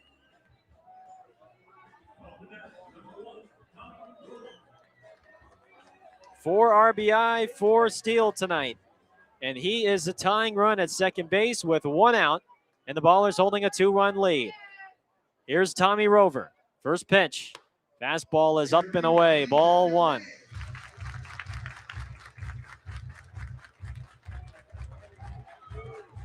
Rover is 2 for 4 with an RBI single and a homer. 1-0. Fly ball struck well, center field. McKenzie is back. He drops the ball. He drops it. One run is in. The tying run coming to the plate. Here's a throw from Cobb to tag. Not in time.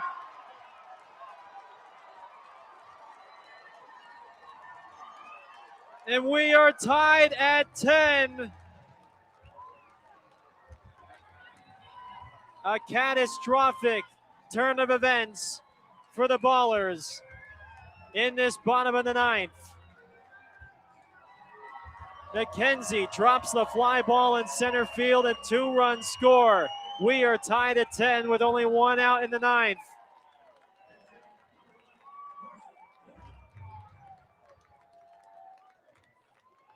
Unbelievable. And Carson Hornung will pinch hit for Sauger to try and potentially win this game. First pitch is a strike. A breaking ball on the outside. It is 0-1.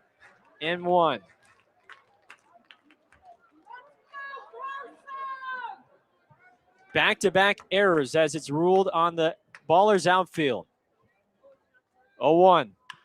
Chopped to first. It's gloved by Ibarra. Foot race to the bag. He wins the foot race. 2 outs now. But now the winning run is at third.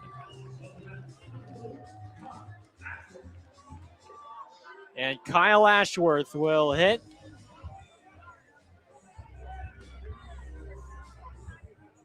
So the error by Blythe, the error on McKenzie. 4 runs in for Glacier, and we're tied at 10. First pitch, Ashworth taking all the way, a strike down the middle, and it's 0-1.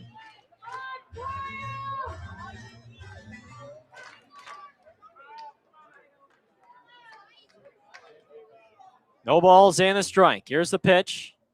Ashworth takes outside. 1-1. Ballers need 1 more out to force a knockout round home run derby. 1-1. Ashworth hits a fly ball to left. Down the line, it is foul. And it is 1 ball and 2 strikes.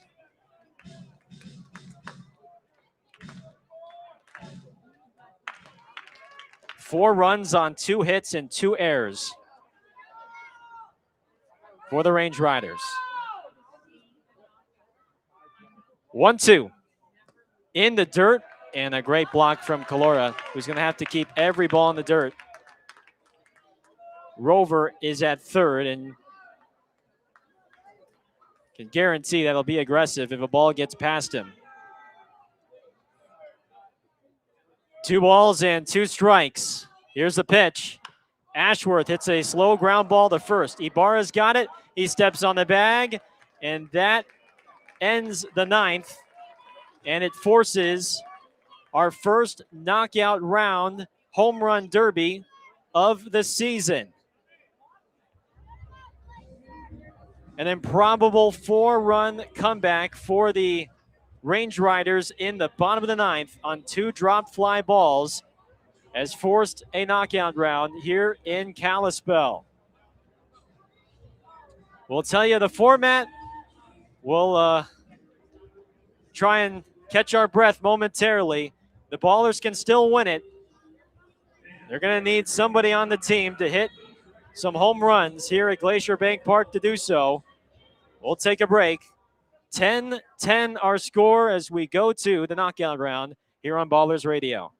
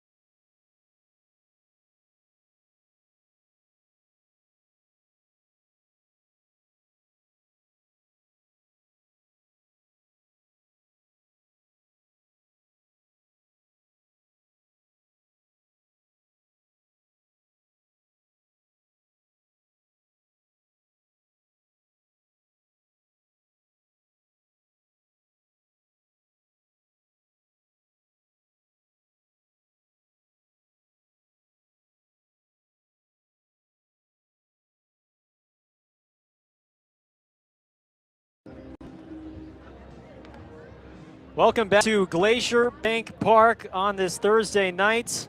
If you are just joining us for the first time in 2026, we will have a knockout round home run derby to decide who wins this 10-10 ball game between the Ballers and Range Riders.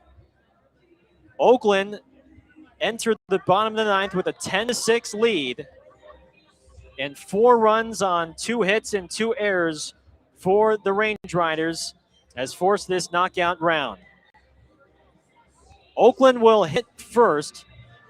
Aaron Miles has selected Tremaine Cobb as his home run hitter. He will get 2 minutes to hit as many home runs as he can, or if he records 5 outs. After Cobb hits, Glacier will send their home run hitter to the plate. James Harris, assistant coach, will throw the pitches to Cobb. He is standing about 45 feet away with a red L screen in front of him. He is warming up with Nick Poss behind the plate as his catcher. Now, if Cobb can get at least 2 to 3, he would feel good about Oakland's chances. The Ballers have been in this situation before. Cobb steps into the box, and the 2-minute timer is about to begin. The timer begins. Cobb takes a pitch. He's taken a second pitch. Here's the third. Cobb swings, and it's a fly ball that's going to land short of right center. The second one is lined foul, so he's already 2 outs in. Cobb takes another pitch. Here's the next one. Trey, it's a fly ball deep to left field. Does it have enough? It does. 1 home run. That was the 4th out as he pops out. So now he needs 1 more. He's down to 4 outs. He swings. It's a fly ball deep to left field. This might have enough, and it does. 2 home runs for Cobb in knockout round fashion. Takes another pitch. Trey hits a fly ball deep to left towards the scoreboard. He has hit another. He's got 3. 3 homers for Cobb in knockout round fashion, and this one is lined short. He's got 1 more out apparently. Takes another pitch from Harris. There's 45 seconds left in the knockout round. Cobb waiting for his sweet spot. Here it is, and he pops it up. So that was out number 5 with 35 seconds left, but he does his job. He gets 3 home runs to left field by the scoreboard. And now for Glacier, they will send Jake Millen to the plate.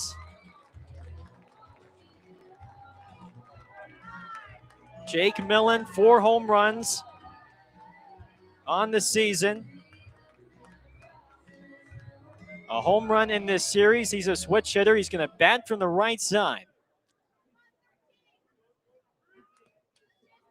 3 homers to extend the knockout round, 4 to win it for the Range Riders. Millen steps in the righty box. He's going to take the first pitch. Second pitch is taken. Third pitch is taken. Still waiting for his 1. Fourth pitch is swung on and drilled deep to left. That is home run number 1. 1 homer for Millen. Takes another pitch. Next one is hit deep to left. Does it have enough? It does. He's got 2, and he's not recorded an out.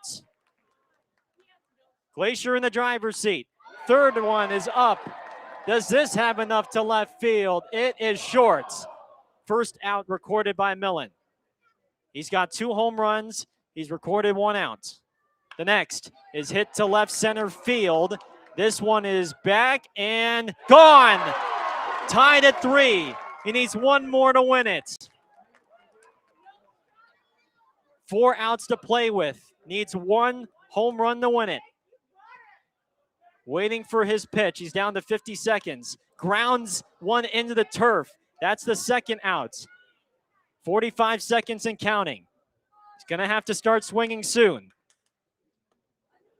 Inside from the pitcher. Here's the next. He pops it up. That's the third out. 30 seconds left. Needs 1 home run to win it. Next one is high. Down to 25 seconds. Pitch is low. He's not getting very good pitches to swing at. The next is driven to left, but it's foul.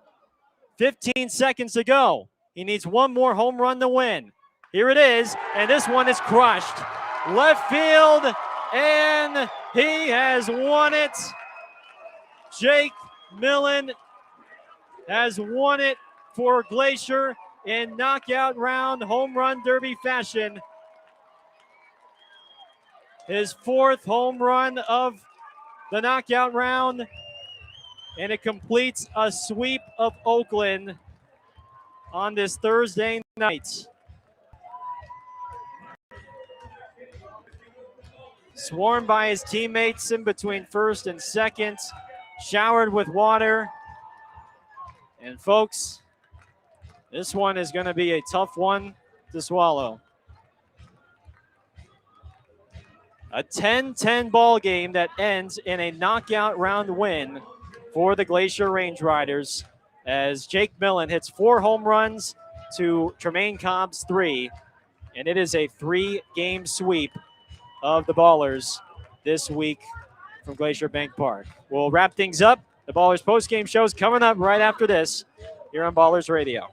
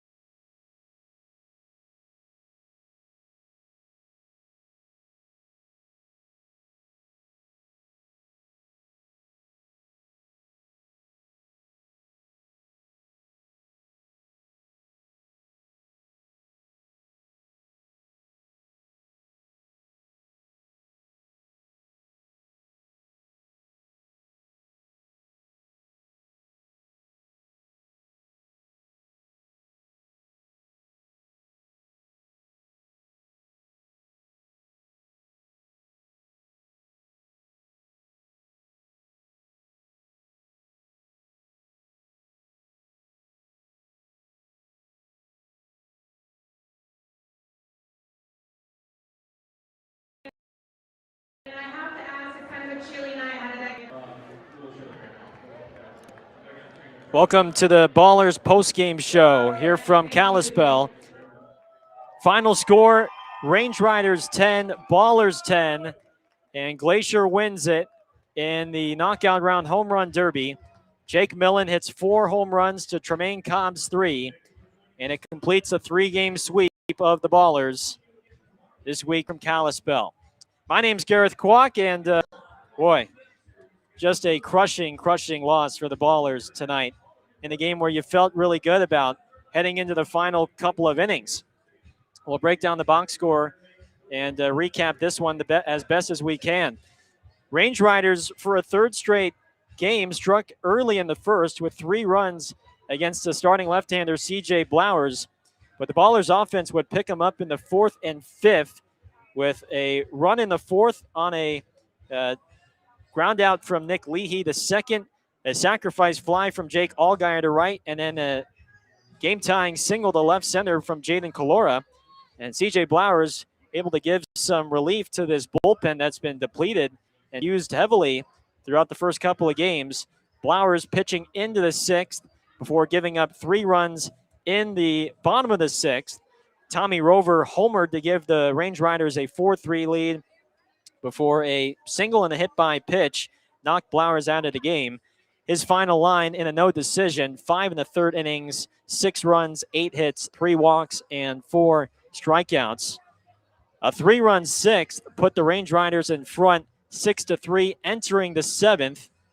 But the Range Riders would provide some gifts to this Oakland lineup for a team that does not walk very many batters. Fewest walks allowed coming into the game today. And they walked a total of 8, including 4 in the 7th.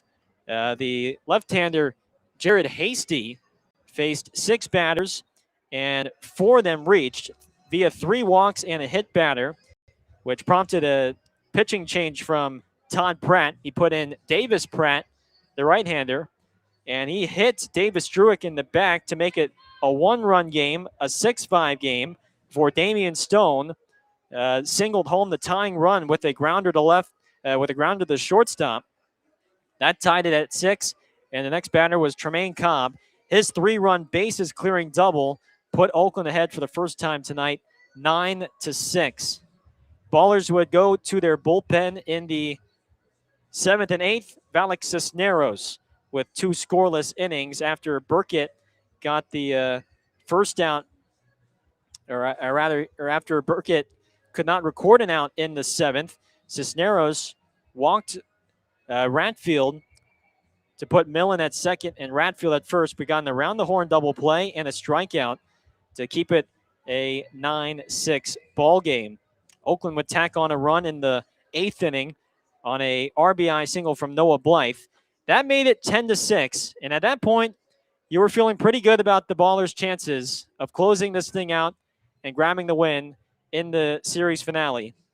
Cisneros pitched a scoreless 8th in 1-2-3 fashion, and we headed to the 9th with Oakland up by 4, and this is where the game just completely turned. Braden Nelson gave up back-to-back singles and a walk to load the bases. He struck out Donovan Ratfield, though, to get the first out of the inning, and then back-to-back costly errors on the Ballers' outfield. Jacob Steele hit a fly ball to right center that Blythe did have to range pretty far into the gap for, but it was catchable, but he couldn't make the play. It bounced in and out of his glove. That allowed 2 runs to score to make it a 2-run game, 10-8. But the backbreaking one was Rover's fly ball to center that TJ McKenzie didn't have to move too far for, and that one was dropped by McKenzie. That tied the score at 10 as as Millen and Steele both scored. Luckily for Nelson, though, he was able to take a deep breath and get Hornung and Ashworth to ground out to first to at least force the knockout round home run derby tiebreaker and give the Ballers a chance after such a crushing 9th inning. And Tremaine Cobb was selected by Aaron Miles as his home run hitter for the knockout round derby. He had just 1 home run after recording 4 outs, the first 4 outs, then hit the next 2 before hitting into his 5th out. So he had 3 home runs, a good number for the knockout round. Jake Millen for Glacier was selected. He hit 2 home runs without recording an out, then recorded his next 4 outs with about 30 seconds left in the 2 minutes, and then he just blasted the next pitch deep to left into the Kalispell Knights to win it 4-3. 4 home runs to Tremaine Cobb's 3, and the Range Riders sweep the Ballers in all 3 games. Again, the final score tonight, 10-10, but Glacier wins it in the knockout round home run derby tiebreaker. The final totals in this one, 10 runs on 11 hits, 2 errors for Oakland. They stranded how many on base here? We'll calculate that in just a second. 9 left on base. Glacier, 10 runs, 12 hits, no errors. They stranded 8 on base in a game that lasted 3 hours and 20 minutes here from Glacier Bank Park. When we come back, we'll take one last look at some Pioneer League scores, some MLB scores, and then preview this weekend's matchup against the Great Falls Voyagers. That's coming up next when Ballers postgame continues here on Ballers Radio.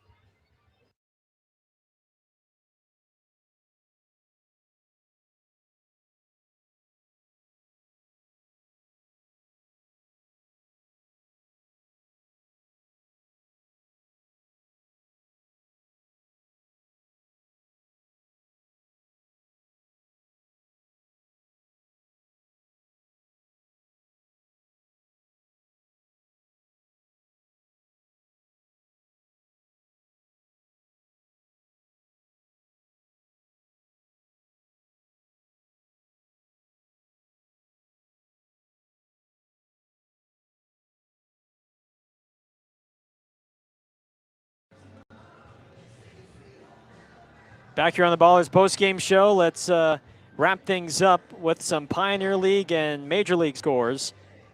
Beginning with the Billings Mustangs and Great Falls Voyagers. Mustangs take down the Voyagers 17-6, and they now improve to 12-2 on the regular season. Boise wins 6-3 against Missoula. Ogden is ahead 13-8 on Idaho Falls in the top of the ninth. Long Beach closing in on a victory over Red Pocket. 5-4 lead on the Mobiles in the top of the ninth. And last but not least, the Yuba Southern Freebirds ahead 6-4 on the Modesto Roadsters in the bottom of the sixth. We take a look one last time at some Major League scores on this Thursday. Giants defeat the Brewers 12-9 behind a 6-run seventh. A's fall in walk-off fashion to the Cubs 7-6. Cubs with 4 runs in the bottom of the ninth to stun the A's. Pirates defeat the Astros 5-1. D-backs walk off the Dodgers with 3 unanswered in the final 2 innings. Royals win 8-6 over the Twins. Blue Jays defeat the Braves 7-2. Yankees take down the Guardians 2-1. Phillies win 6-4 over the Padres. Orioles defeat the Red Sox 8-2. Time to take a look at tomorrow night's matchup. Well, Oakland's going to have to shake this one off quickly and think ahead to tomorrow night. Game 1 of a 3-game series against the Great Falls Voyagers, beginning tomorrow at 6:30 p.m. Mountain Standard Time, so it'll be a 5:30 Pacific. And we'll have pregame beginning at 5:15 right here on our YouTube channel and on the Home Team Network. Again, the Ballers will take on the Voyagers for Game 1 of this 3-game set tomorrow night at 5:30 Pacific, and we'll have pregame at 5:15. That's going to do things for us tonight from Kalispell. For Tyler Peterson, I'm Gareth Kwok saying so long. Final score tonight, Ballers 10, Range Riders 10. Range Riders win in the knockout home run derby.